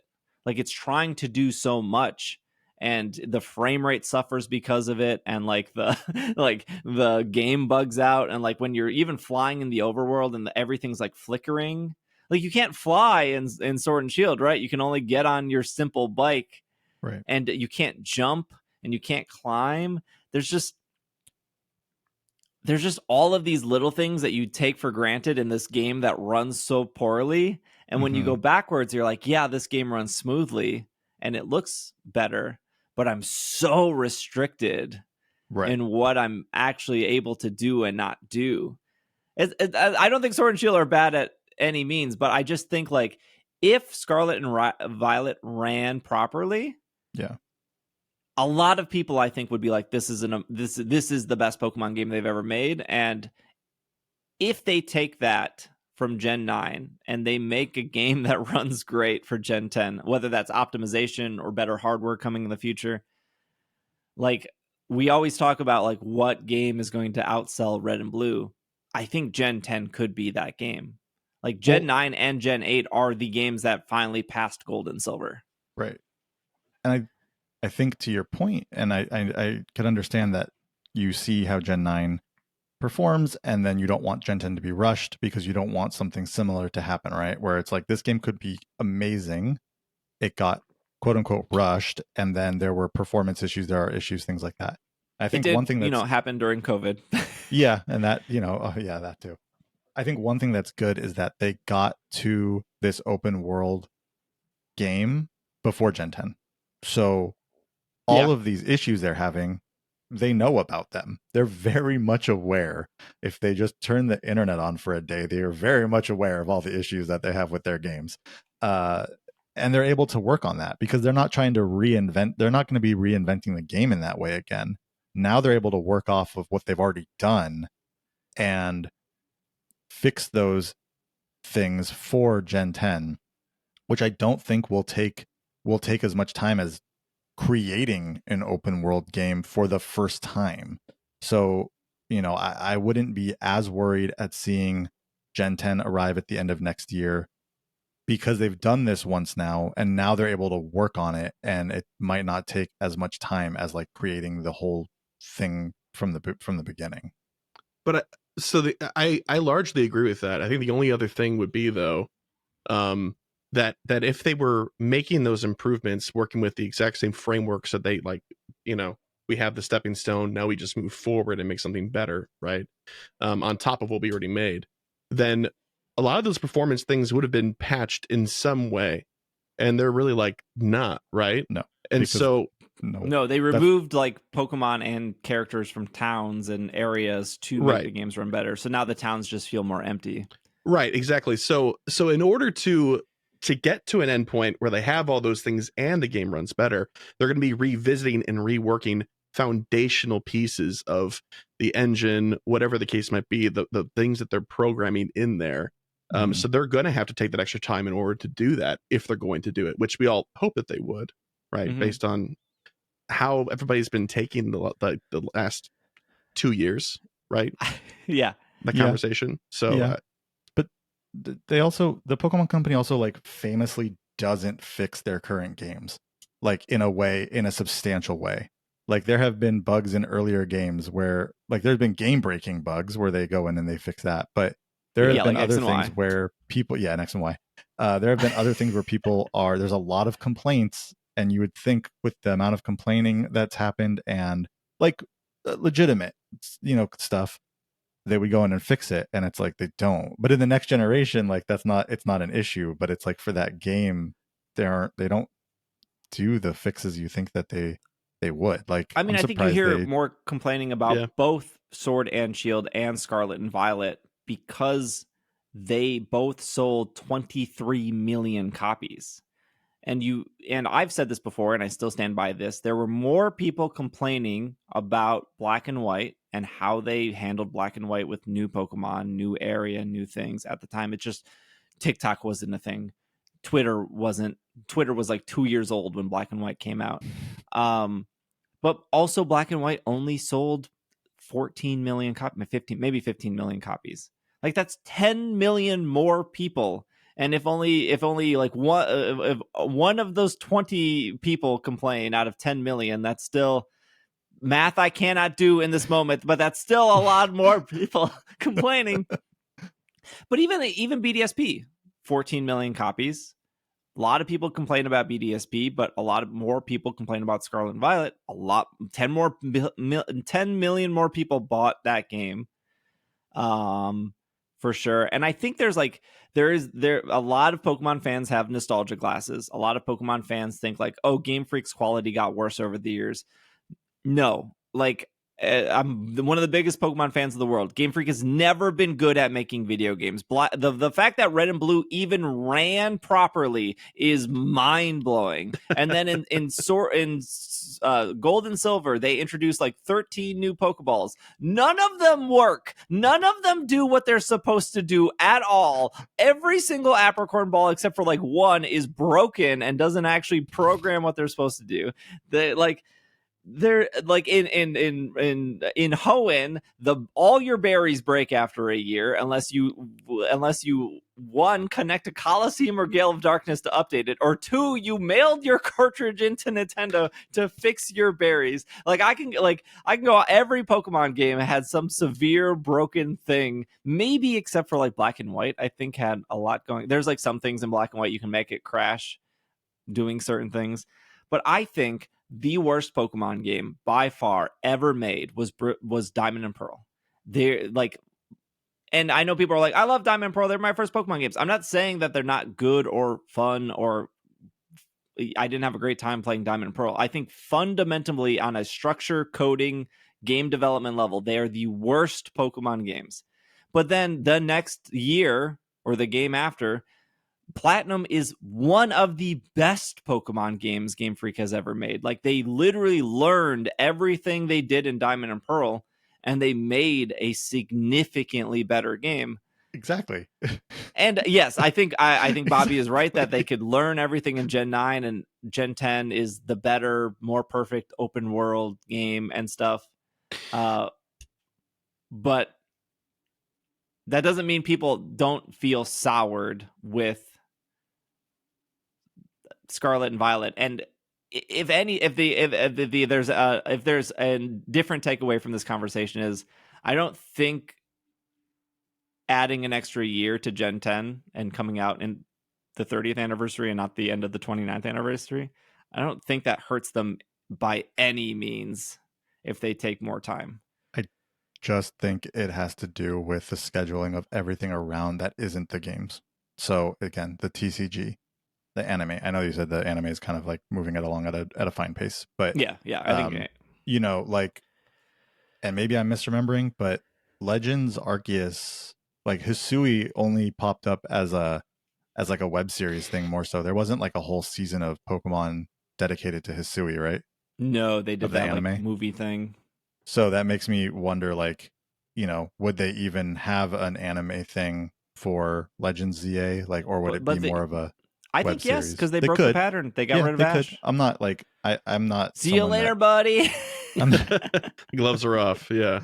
They don't have to follow patterns. Like I'm really not like, I do like to look for the patterns, but I'm not someone that thinks like if it doesn't follow it, I'm not shocked, but I do think when it comes to, again, the business side of things, when it comes to how they have other products coming out that are in line with these things, it does just make me curious as to what they would do. So if they do wait an extra year for Gen 10, that could be very interesting for what the TCG brings. Maybe they do bring back a lot of older stuff with the TCG, or maybe Legends ZA is a much bigger game than we think, and it has a lot more to it, and they can create a lot out of that. So, while I do think, I still do, if someone's going to ask me what my guess is, I still do think early 2025 for Legends and end of 2025 for Gen 10. But I am curious as to what they could do with the other things if that's not the case, and they do stretch things out a little bit further. We should take a break. Also, Trainer Tour. It's a new TV show. It's on Amazon. I haven't watched it yet, but and by the way, Roku TV or Roku channel, if for those who have a Roku TV, I do, is typically free. So go there and check your Roku channel because it says it's on there as well. You may not be having to pay for Amazon Prime Video. I haven't watched it, so I can't tell you if it's worth it. Yeah, well, also episode 1 is on the Pokemon channel, is on the Pokemon company's YouTube as well, so you can watch that without having to pay for anything. I was looking at the episode list too, and it looks like the first episode is like 19 minutes. The other ones are around 30, like 28 to 34 is the spread. So, oh wow, that first one is like truly pilot-y. Mm-hmm. Yeah. Did I say it sound like it feels like a lot of money went into this? Yeah, the production level looks really high. Mm-hmm. Yeah. It doesn't just feel like we took an iPhone into somebody's house and recorded an interview and then chopped it up. Like the Pikachu bus is awesome on its own. Yeah. Yeah. All right, let's take a break and then we'll wrap up the show with some smaller news. We'll be right back. And we are back from our break. We talked about what would maybe be in a Pokemon Presents. This would be ideally in a Pokemon Presents if that shows up, which is Pokemon Mystery Dungeon Red Rescue Team is coming. This is off Games Radar. There's still a website. Good for them. Because non-Pokemon related news. Do you guys see that Game Informer completely shut down? Oh, my heart torn out of my chest, man. Sad. Yeah. Oh, so sad. As somebody who worked at GameStop and sold people Game Informer subscriptions, it did kind of hit at home. Also, Game Informer was here in Minneapolis. Oh, really? Oh, yeah. Was it still a perk to? I should know this because I am a GameStop Pro member. But was it still a perk to GameStop Pro membership? I think you got the digital version as a GameStop Pro. Okay. Yeah. That sounds right. Yeah. So, bummer. What are you going to GameStop for? Just out of curiosity. Me? Yeah. Well, I always get Pokemon cards at GameStop. Oh, okay, that's fair. I didn't consider that. It really came down to I would just get $5 a month off with the Pro membership. Okay. So I just go in once a month to get my packs of cards, and that's kind of it these days. Fair enough. Yeah. Barely even doing that. Maybe Bobby was secretly a big Funko fan, and they're like, I'm getting all my Funkos at GameStop. No. Oh, thank goodness. After years, we've a third of this store is what I wanted finally. I wasn't interested in your store until half the wall was Funko Pops. Where are the video games? Okay, so Pokemon Mystery Dungeon Rescue Team DX is on the Switch, but the Nintendo original from 2005 is now coming on August 9th. Red Rescue Team will mark the first arrival of the first ever Pokemon title from the age of the Game Boy Advance to launch on Nintendo Switch Online. That's pretty much it. It's just Red Rescue Team. I do think it's weird that the DX version is on the Switch, and this is the version they decided to put. I don't like Mystery Dungeon games. So let's make that very clear. I don't think they're particularly engaging or fun. I know some people are like, the story is amazing. I don't I don't know. Let me tell you, the first hour of I've played everyone. The first hour and a half, just it's not there for me. Steve's gonna get comments this week, man. He's just talking. He's just straight up diamond. I know the mystery dungeon fans. This game is terrible. All these games are terrible. Jeez. I was talking about in my stream how like bad some of the old Pokemon games were, and they were like, and somebody commented, it was like first time chatter. They were like, "Yeah, but you're playing this game," and I'm like, "Yeah, this game is bad too. I can give you 20 reasons why. Look at my frame rate; it's terrible." I hope for the you ever like try something like yogurt and you're like, man, I don't like that. And then you keep going back to the store, buying different brands, hoping that like maybe this brand of yogurt will be like the one that I like. Mm-hmm. That's sparkling how I feel water. Yeah. So yeah, I've done that with sparkling water too. Yeah. I'm like, or like the surely the cucumber flavor will make me change my mind. That's how I feel with Mystery Dungeon. I every one I try, I'm like, this will be the one.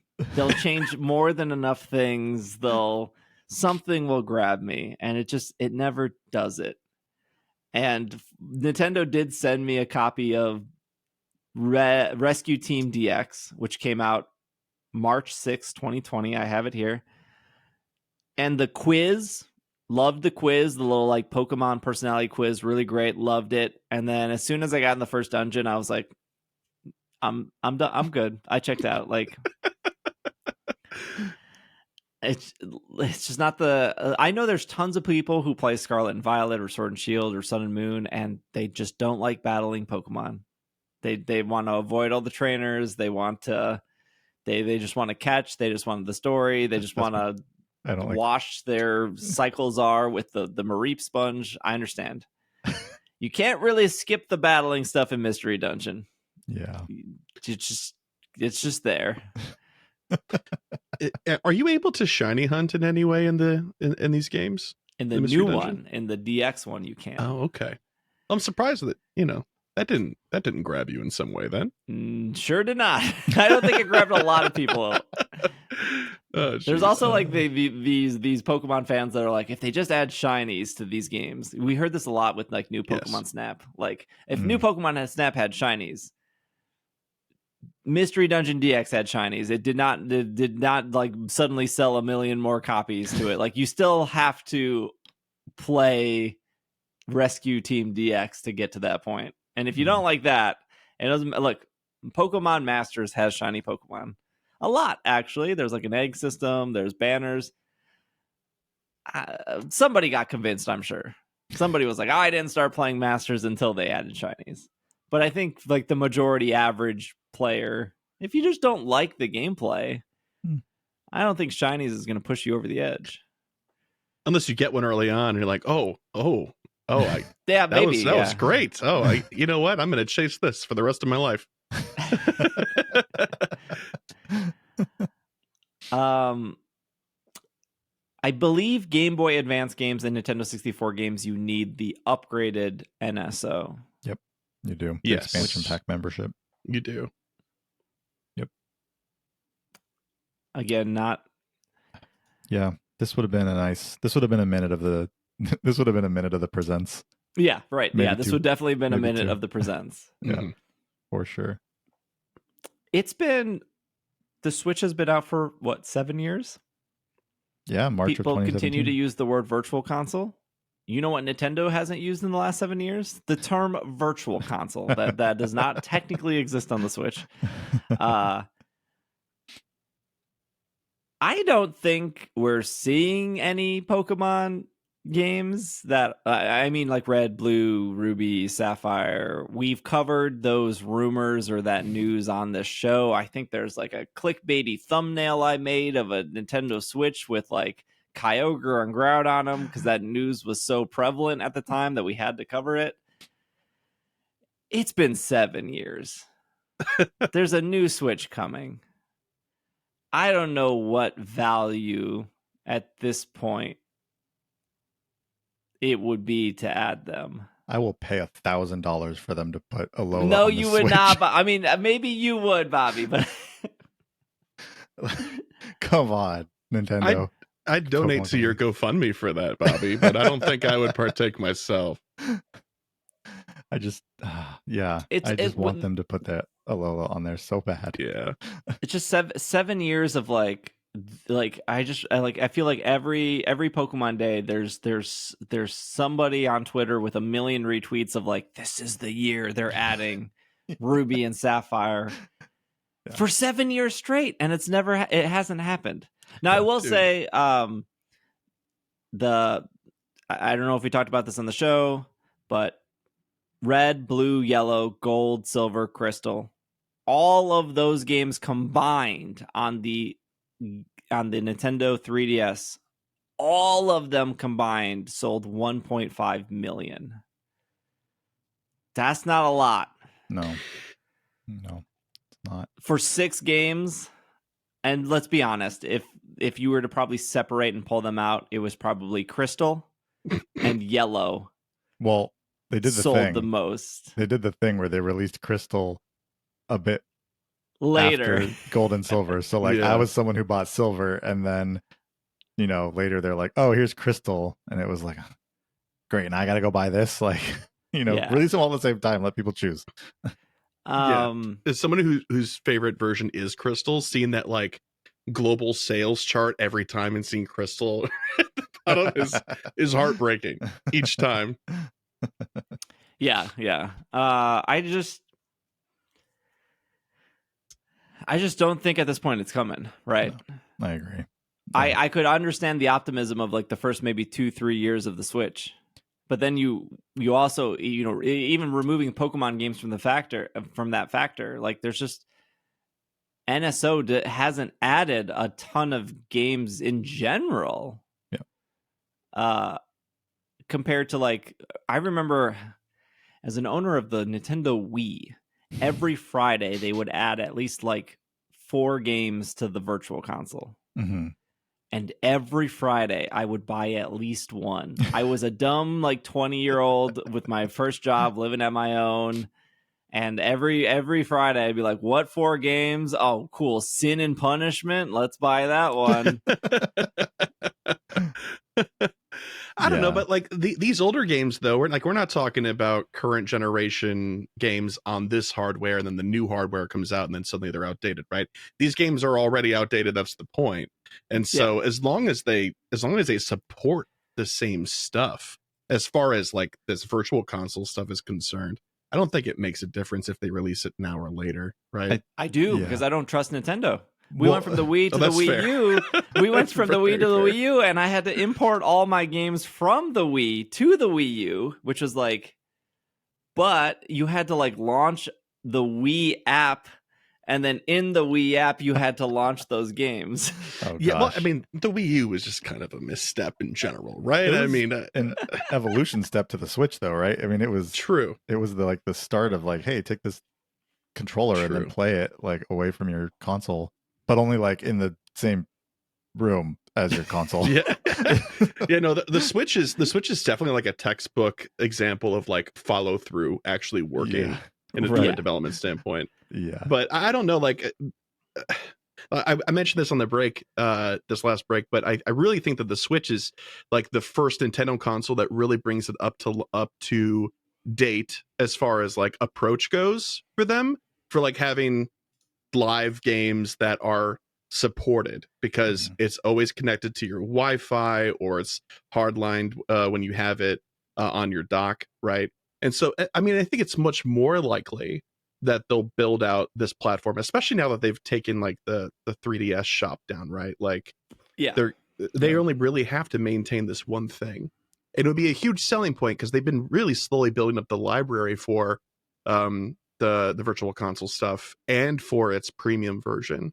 I think it would be almost foolish, which, I mean, it could still happen, even if it seems foolish. It would be foolish for them to not bring it over as potentially like a launch thing. Like, hey, like we're adding 50 more games to each of these as well, so that they can start getting people to buy into that hardware there. And maybe discount the version that's on the original Switch as a result.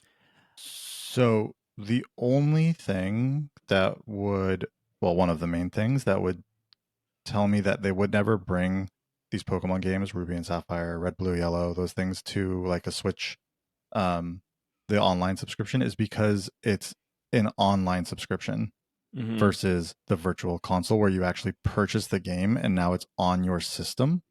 Because those games, at least with the virtual console on the 3DS, can still transfer those Pokemon to like Pokemon Bank.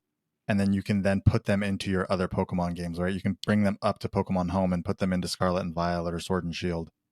And if you have those games on a subscription, the question then becomes, what happens there? So like if you stop paying the subscription, you no longer have the game. So then the Pokemon, so can you get a bunch of Pokemon, transfer them to Home? Will it not have the home connectivity? But then here's another scenario I don't think anyone talked about. If me and Bobby are trading, Bobby has Pokemon Crystal on the Nintendo Switch. I have Pokemon Crystal on my Nintendo Switch. Bobby's like, let me get that Hoot Hoot. I'm like, love that Hoot Hoot. Bobby, I got you the Hoot Hoot. I trade Bobby the Hoot Hoot. Bobby sends me a Natu. We're both bird enthusiasts. We love trading birds back in Crystal. What if Bobby stops paying for Nintendo Online and can no longer access the game? That's understandable. But me, a loyal, hardcore Nintendo fan, Sony sucks, love Nintendo, will never not play online. How am I supposed to get my Hoot Hoot back? Bobby can't access his game. That's my Hoot Hoot. But you traded it. Do you see what I'm saying, though? Do you understand what I'm saying? I guess, but like, I mean, Pokemon Bank, if you don't pay for the subscription, what happens there, right? They just sit. You can withdraw. You can still you can't put any in. If you stop paying for Pokemon Bank or Pokemon Home, you can't put any in, but you can still pull them all out. Okay. Yeah, I don't. But I can't get my Hoot Hoot back unless Bobby pays. I don't know. Again, they could. There's all kinds of things they could do, but just as it currently works, it would be weird to add those games. I mean, because it's unique. It's unique in how Pokemon works and how those games work, in that you can take the Pokemon out of the game and put them into other games, right? That's like only Pokemon, I think, that really works with. I'm sure there are other games that have some kind of feature that's Temtem similar fans in some way, but their boots. Yeah. But that is just uniquely different than any other game that is on the online subscription service. Yeah. No, you make a good point. I just want it so badly to happen. I'm telling you, I want a Lola on the Switch. I mean, every time this comes up, I'm like, I'll pay full price. I will pay full price and rebuy every single one of those games. I don't care. I think there's there is a subscription issue of like paying and that is a big difference between the virtual console and what we have now. When you like, I Pokemon games are worth their value.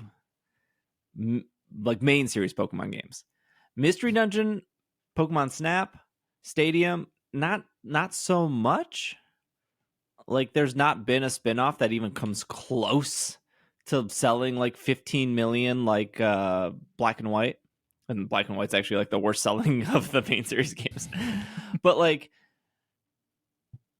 I don't know why Game Freak would want, like, I don't know what the subscription cost cuts into, right? If you're paying $35 a year, how many people are going in getting Donkey Kong Jr.? How many people are going in getting Sin and Punishment? How many people are going in getting Mario Kart 64? How do those cuts happen?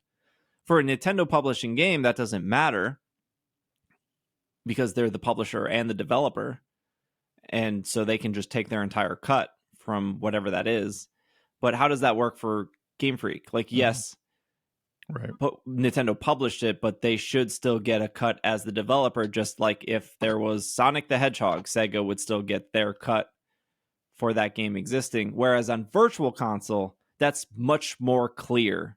Even if it was like a Apple or Google situation of 30/70, you sell a $10 version of Pokemon Red, Nintendo gets $3, Game Freak gets $7. That's much harder on a subscription service. And the other thing to keep in mind is when you looked at the best-selling virtual console games, they were Pokemon. Right. And so you bring Pokemon to a subscription service,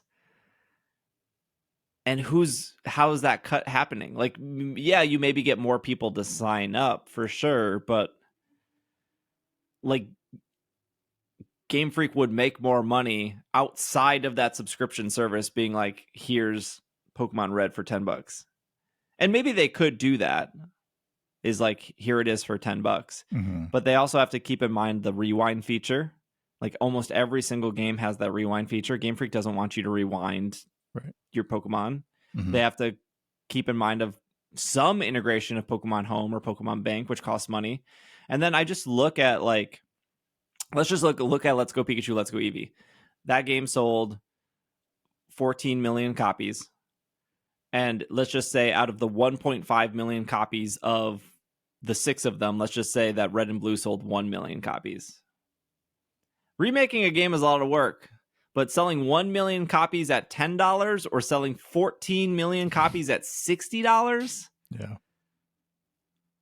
And like, even look at BDSP, 14 million copies at $60.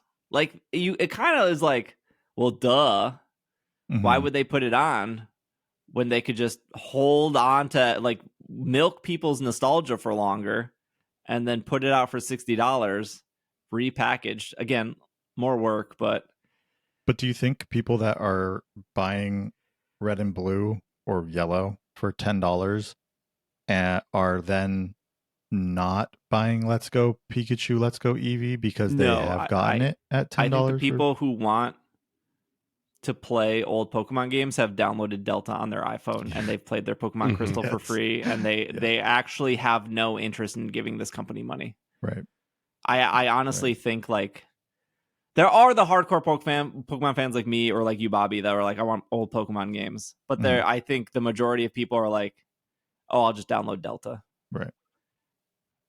And I got my fix. Right. Yeah. Well, I mean, there is something to say for like my phone is always on me. So my 3DS is not always on me. So if there would be a way for me to buy a Pokemon game that I could just open my phone and play that game, like there's that, like I can do that at any point in the day because I always have my phone with me versus, if I carried my 3DS all the time, or my Switch all the time, it'd be one thing. So like but I do get it from that standpoint as well. But yeah, a little bit different. But can you use Street Pass on your phone? Yeah, bring back Street Pass. Yeah. I'll pay $10 for a Street Pass app. Would you pay an annual subscription for Street Pass on your phone? I think Nintendo could do like a Street Pass app on the iPhone or the Android phone. They really could. They could do like, you passed by another iPhone, here's a puzzle piece. Mm-hmm. I would pay for that. 100%. Yeah, I would pay for that too. It's such a cool thing. Yeah, and like that's what I did at like a PAX back in the day. I would be in line for like a panel or to play a game, and I'd be like, "Oh man, I got like 10 Street Passes. Let me collect all of these while I'm waiting in line." Mm-hmm. It was awesome. Speaking of what you can do while waiting in line, I was right. Put it on my LinkedIn profile. Though I think anyone could have predicted this. Pokemon Pocket will be at Worlds. Be one of the first people to enjoy the experience of Pokemon Pocket. Open packs, experience unique digital finishes, parallel effects, and more. These are a lot of buzzwords. You may even find an immersive card. Wait, hold on. Did somebody at Niantic write this? If you're lucky, trainers, you may even find an immersive card featuring details that extend past traditional Pokemon TCG cards. I added the if you're lucky, trainers, but still. You will need to have a pass to the convention. It will be on demo all days, every day, 8 a.m. to 6 on Friday and Saturday, 9 a.m. to 4 on Sunday. People will know what it is in like 2 weeks or whatever the demo lets us have. So that's cool. Yeah, I think it's pretty awesome. I am curious as to what they show off in the game, or like what you really get to do. I feel like that, the trailers that we've seen for the game kind of give you a pretty good idea of how the game's going to work, but it will be nice to get people seeing how the game actually does work, because you take a game like Trading Card Live, and it's like, yeah, we all knew what it was supposed to do, but then you start playing it and you're like, oh, they didn't do this as well as we had hoped that they would, so it'll be cool to get it in people's hands and let them see how it's actually going to work, and then get some reviews from people who are there to actually play it. Are you excited for this, Chris? Yes. I know you're obviously a big Pokemon Go fan, but I don't know where your TCG loyalty lies. I really like TCG a lot. It's just expensive, and as somebody who's fallen down Magic the Gathering hole several times in my life, I'm trying to hedge my Pokemon TCG interest quite a bit. So this appeals to me so much. I mean, it distills the part that, as somebody who does not play the game a whole lot, really, it distills it down to like exactly what I want, which is like, I want to look at the gorgeous art, because the art has only gotten better and better and better all the time. The immersive card idea is so good. I'm just looking forward to it, because it's kind of just like the app for the card appreciator more than, and I'm eager to see what sort of collection element there is too. But digital hits different than physical does, right? So them doing like this exploratory immersive stuff, which is mostly about the art, from what I can tell, sounds so appealing to me. Yeah. Some other things at Worlds, they're going to be having a drone show called Dazzling Skies. The Pokemon Playable will there. There's a Pokemon Worlds Trainer Town. Those all open to the public. You do not need a pass for that. Although I don't think anyone listening to this podcast being like, I'm going to Worlds, but I don't have a pass. I don't comment down below. I don't think so. If you have a badge, there will be they will be playing Pokemon Horizons. Not sure what episodes. There will be autographs. There will be a collect and trade corner.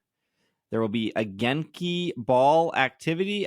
I don't know what that is. Genki, bring Genki Ball to 2024 World Championships. Make your own Genki Ball, a mud ball, while learning about EM bio remeditation technology and how these mud balls clean water. Cool.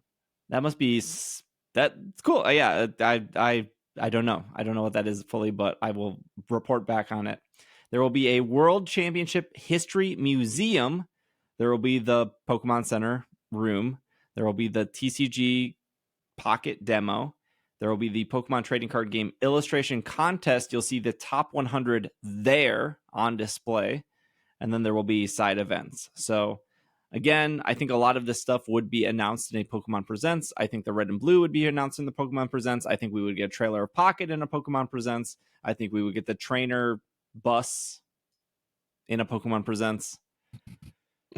Trainer tour. Trainer tour, yes. In a Pikachu bus. In a Pikachu bus. I'm telling you, the bus is the best part. It's front of mind. We just talked about it. It's still front of mind, is that bus.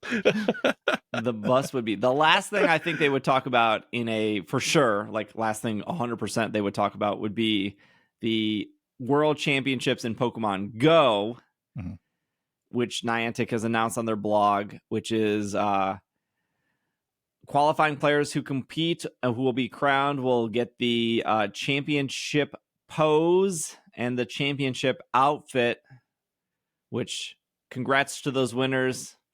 Sorry, your outfit is not amazing. It's okay, I guess. It kind of looks like a budget Power Ranger with a snorkel mask. You should have won last year, is what I'm saying. You really should have. You dropped the ball, trainers. You should have won last year. The outfits were way better. You missed your opportunity. I like the spin, though. The pose is nice. Mm-hmm. Yeah. Have you ever been in a raid, or have you ever done GBL, Chris, and you saw somebody with the championship trophy? No. Because that would legitimately be cool. It would be cool, but it's so rare that I've never seen it, and maybe I'm just not cool enough to raid with world champions.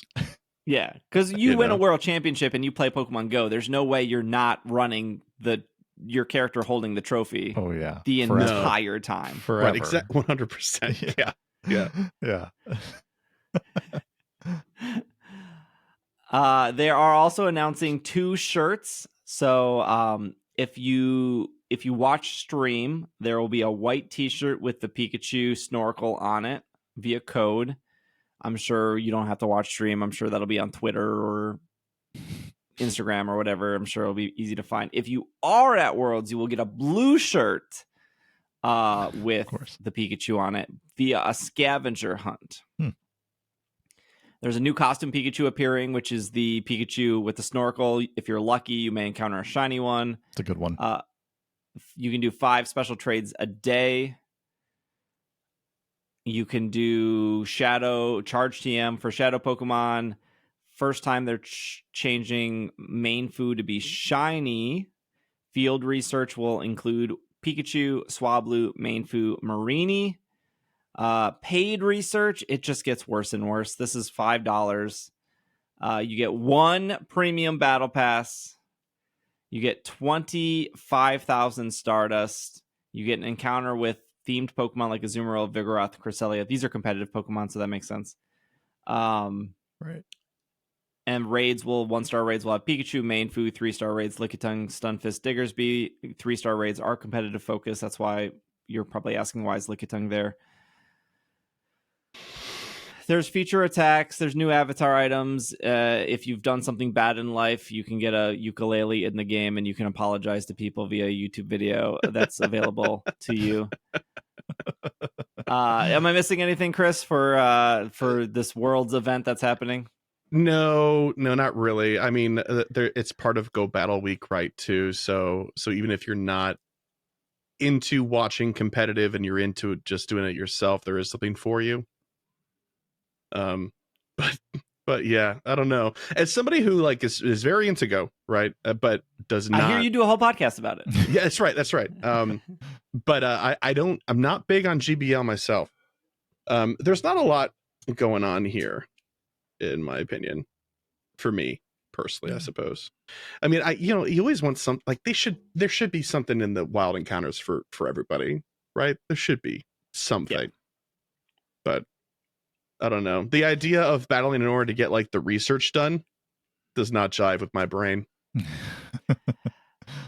Yep. $5 for 1 battle pass, 25,000 Stardust. You could maybe make the argument that they put a legendary in the event themed encounters because Cresselia is there. Yeah. I would be very surprised. Like, I don't know. It's just the paid research in Go is getting more and more. It was already frustrating for this, but this seems like the worst one. Yeah. Like, again, really bad. I feel like we're a broken record, but this is the World Championships. This is where everyone will be watching the best players in Go, the best players in TCG, the best players in VGC. It's an actual, the Pokemon company itself, not Niantic, has done such a good job at making this like a celebration and making it something that you pay attention to. There's usually some sort of announcement. Like last year's World, they were like, the starters are coming back, which you could argue is like actually a competitive announcement because Incineroar is coming back, right? Like, why is Niantic charging this much for what should be a celebration and it should be $1. It should not be $5. That's true. It should be cheaper. There also is that like the idea that they're not putting a bunch of like stuff in it to make people feel like they need to buy it. Right. So it's like there's extra to it, and I think it should be cheaper for sure. But it's also like if you don't buy it because it's this celebration event and stuff, if you don't buy it, you're not missing much because like the celebration is like outside of that. But I mean, $5 for it just feels like you're not going to get many people buying it because there isn't much to it. There isn't much that's going to make people be like, oh, I need that. I need to buy that for $5. Yeah, there should be if they were going to do this at the $5 amount. I mean, you could put enough value in there that it would be worthwhile.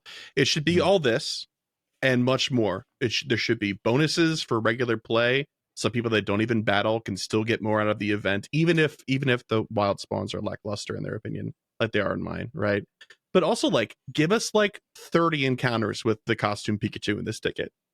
You know, like people love that. I love that.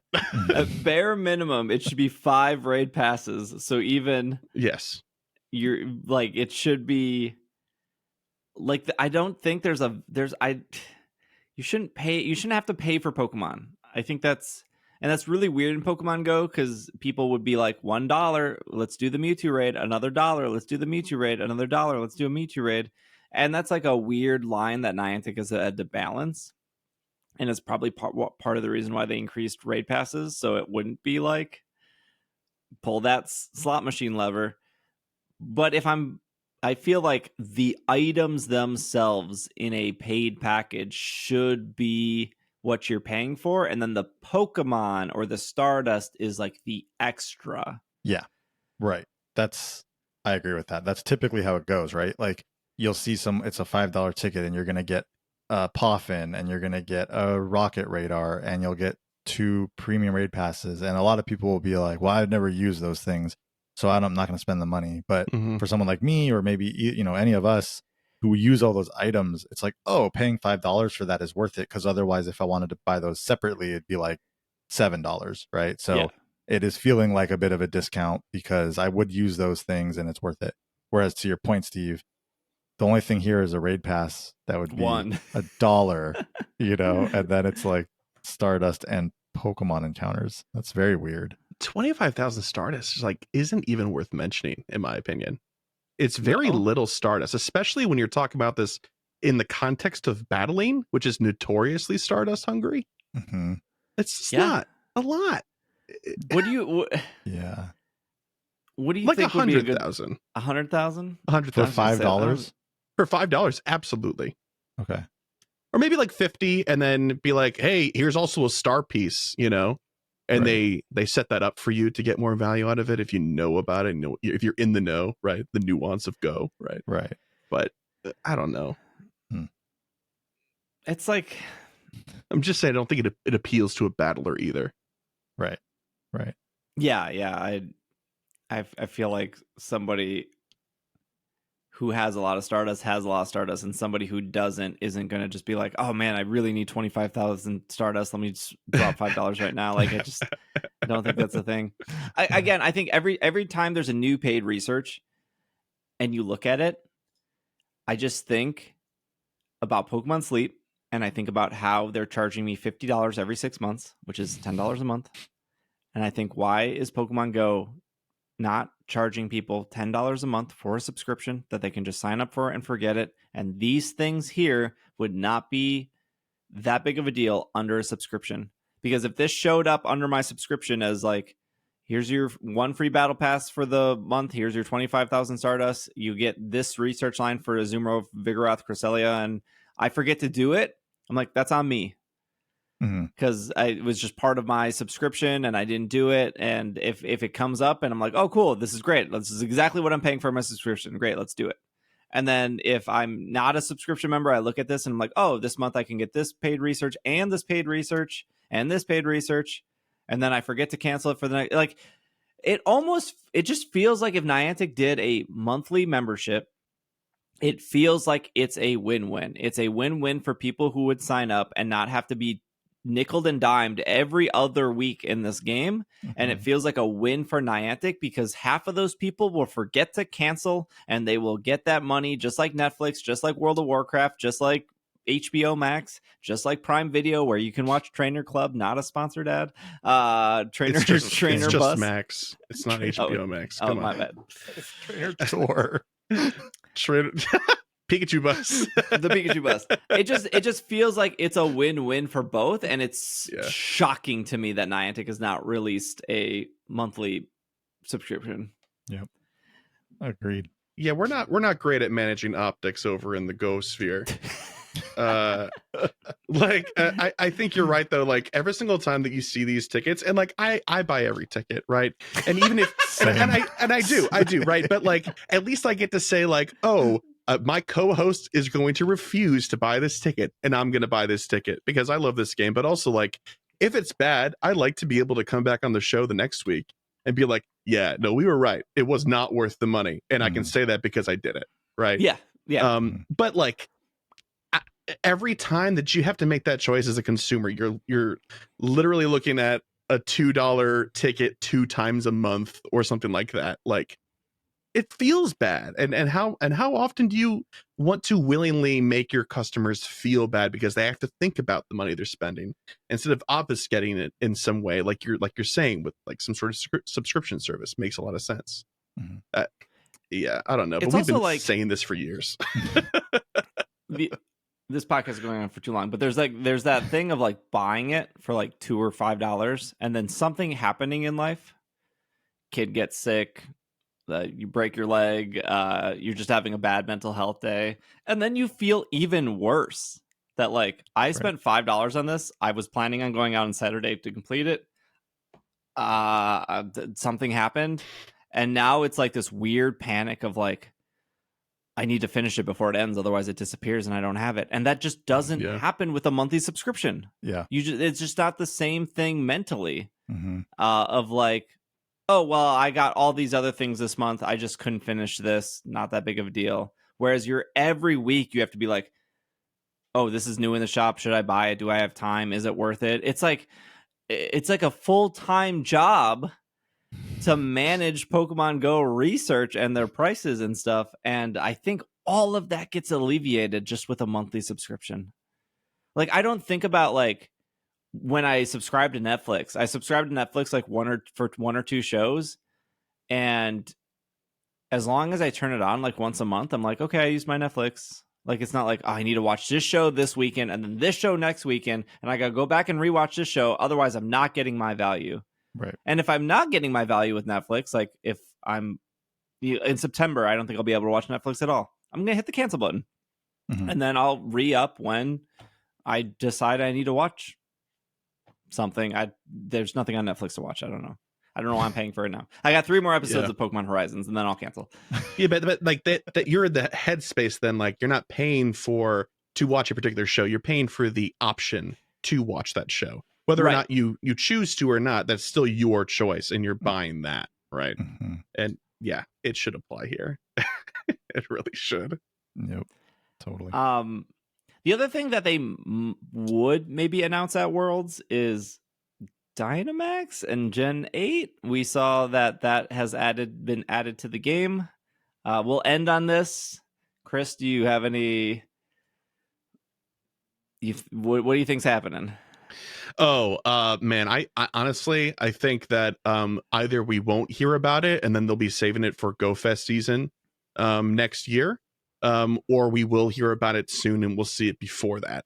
And I think those are really the only 2 options. Like we're either getting it at the end of August or it's going to disappear for a while. Yeah, that's my take on it. And I don't think it's going to be much more complicated than a mega system. These Pokemon pages are getting real clogged up, especially if they're like Charizard or something like that. Like it's going to be a mess with the buttons and all the different types of resources that you have all on those pages. I think we actually might be in. I would love for them to do like a UI redesign in light of that stuff. It's almost necessary. Yeah, I mean the character design went really well for a lot of people. So, okay. I was thinking about the Dynamax, Gigantamax stuff, and I know that there's been the interviews where they're talking about wanting to bring Galar back, but they want to do it correct, right? And they want to make sure that it's themed correctly and everything. And obviously, adding Dynamax and Gigantamax along with reintroducing Galar stuff would kind of make sense. And so, we also know that they have not announced what the Community Day Classic is. That's going to be happening during Worlds, right? We know there is a Community Day Classic, but Niantic has not announced what Pokemon is going to be part of that Community Day Classic. It's a sore subject, Bobby. Real. So I'm going a little tin hat here, but okay. My thought was, if they wanted to do a Dynamax or Gigantamax introduction and use a Pokemon that would also be a Community Day Classic Pokemon, like a Pikachu or a Ghastly that becomes Gengar that can Gigantamax, that they might hold off actually on doing an announcement of who that is until they are like, here's the full deal. We have Dynamax or Gigantamax coming, and it's going to be introduced here, and here's a Community Day Classic of a Pokemon. And then the Community Day Classic could be announced afterwards. It's a Ghastly or a Pikachu, but they make their announcement of like Dynamax, Gigantamax first. And that was another thing I was thinking they could announce in like a Presents, if they did a Presents before Worlds and actually talked about that in some way. And then Niantic did an announcement as well. And then the Community Day Classic happens to be a Pokemon that would work with the Gigantamax in some way. That was kind of my thought as to why things like that haven't been kind of announced yet, and we're seeing this stuff creep in to the game now. So do you think that they'll do kind of what they did with Mega? It's difficult with Dynamax, right? Because you can Dynamax anything, right? But do you think that they'll do incremental releases like they did with Megas? Yeah, you know, like they'll do one at a time. For the Mega Kingler for the month of or Gigantamax Kingler for the month of October, and then Gigantamax Machamp for the month of. So right, I think they would do that with the Gigantamax Pokemon. I don't really know how it worked with the Dynamax side of things. I think they would kind of do it in groups like they did with XXL and XXS. Like for a while we had Houndour and something else. There was like 4 or 5 Pokemon that they did at first, and they did different groups. Here's what I don't get. Maybe raids currently are already Dynamax Pokemon. Yeah. they're just big Pokemon, and when you defeat them, they get small. That's exactly what Dynamax has always been. Yeah. That is true. That is so true. So like Gigantamax makes sense in this, like you just make those mega raids, right? They're just ultimately mega raids because they look different, and then they're very big, and then you defeat them, and then they get small. That's it. That's again, that's how it works. So seeing that there was like a Dynamax gym being added, I don't know how a Dynamax Houndoom would be different than a regular Houndoom, because they would both be Houndoom and then they would both get small when you defeat it. Unless there was a mechanic. Yeah, they got the clouds around their head. Clouds, exactly. They add the clouds. Unless you add a mechanic like Shadow Raids, where you have the purified gems. So like do they want us to collect like Dynamax energy to then do the Dynamax raids? But then when you defeat, just example, Houndoom, what are you getting that's different than what a normal Houndoom raid would be? Like when you're defeating a Gigantamax Pokemon, like a Gigantamax Gengar, ideally you're getting energy and a chance for that to be shiny and whatever, just like Megas. So I'm not sure what the difference is. Well, there's a difference in that, at least with how it was originally introduced back in Sword and Shield. Only certain Pokemon could be Gigantamax. Mm-hmm. Right? So it's not like every Ghastly or every Gengar you had could Gigantamax. Whereas with like Mega Evolution, as long as you have a Lucario, you could Mega Evolve that Lucario. So like they could have it to where like you're doing these specifically to get one that can Gigantamax or one that, you know, can do this. So I feel like it's a little bit different than how it works with like Mega Evolution. Yeah. I think if they wanted to make it really smooth, they could just have it that every single regular raid is now just they're all Dynamax, right? And every single time you do a raid, then you get like a generic Dynamax energy. And then, like you were saying, Bobby, with Gigantamax, those raids would be treated like mega raids, right? And then they'd be different. And you get a different resource in order to Gigantamax them or that species, right? Yeah. I think that's right. That would make the most sense, I think. But it's introducing 2 new resources to a game that's already pretty laden with them. Like, there's a lot. Yeah, that is For true. $5, you can just get some Dynamax energy, 1 raid pass, and 1 raid pass, and 1 encounter with a Ghastly. 5 Stardust. Perfect.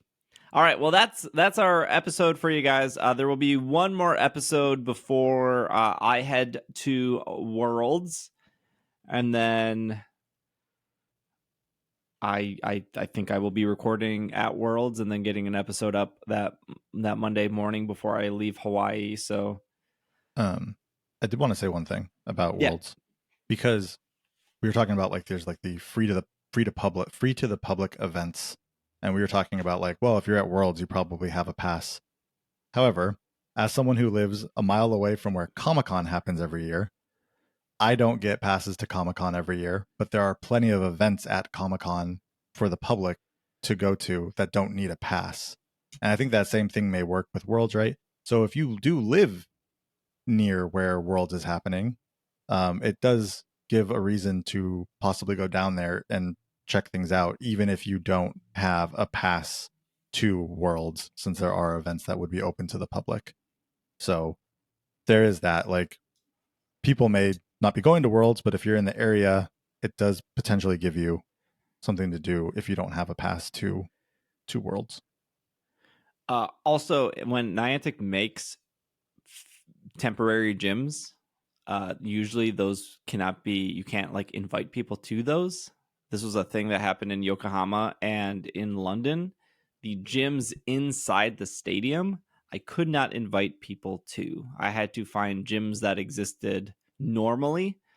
Same thing happened in Madrid as well. Like, Niantic added a bunch of gyms, and then I was like, I can't invite you to this Necrozma because it's this is a temporary gym. I don't know if they'll ever fix that or whatnot, but just a heads up if you're trying to raid Pikachu that weekend because you want a shiny scuba Pikachu, and it gives you a weird error, it's because the person inviting you can't use that gym. That's not your fault. That is their fault. That is on them. They need to go to a different gym and invite people. So yeah, there's a weird geofence around Worlds.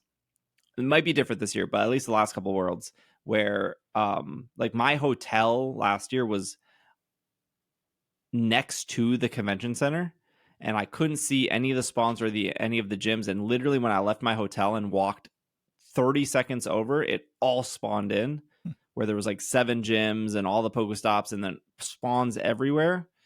And as soon as I walked out, it all disappeared again. And the 7 gyms that were in there, I couldn't invite people. But like, if I walked past the convention center into the park, all of that was still spawns and stuff, but those were gyms already existing there, and they worked fine. So it wasn't ticket based. It was a geolocation thing. So based. Yeah. Interesting. Okay. Yeah, there was no ticket to that. I don't remember. But anyways, that's our episode. Chris, thanks for being on. Where can people find you? People can find me on the internet. Just type in GoCast podcast. You'll find us pretty much anywhere that you get podcasts. We do have a video version on YouTube and on Spotify as well. So go check it out if you're into Pokemon Go. All right. Bobby, thanks for being here. Chris, thanks for being here. We will see you all next week. This has been another episode of the Pokemon Podcast, and we are super effective. Super missing out on Worlds, but living vicariously through Steve's stream. Same. Effective. Same.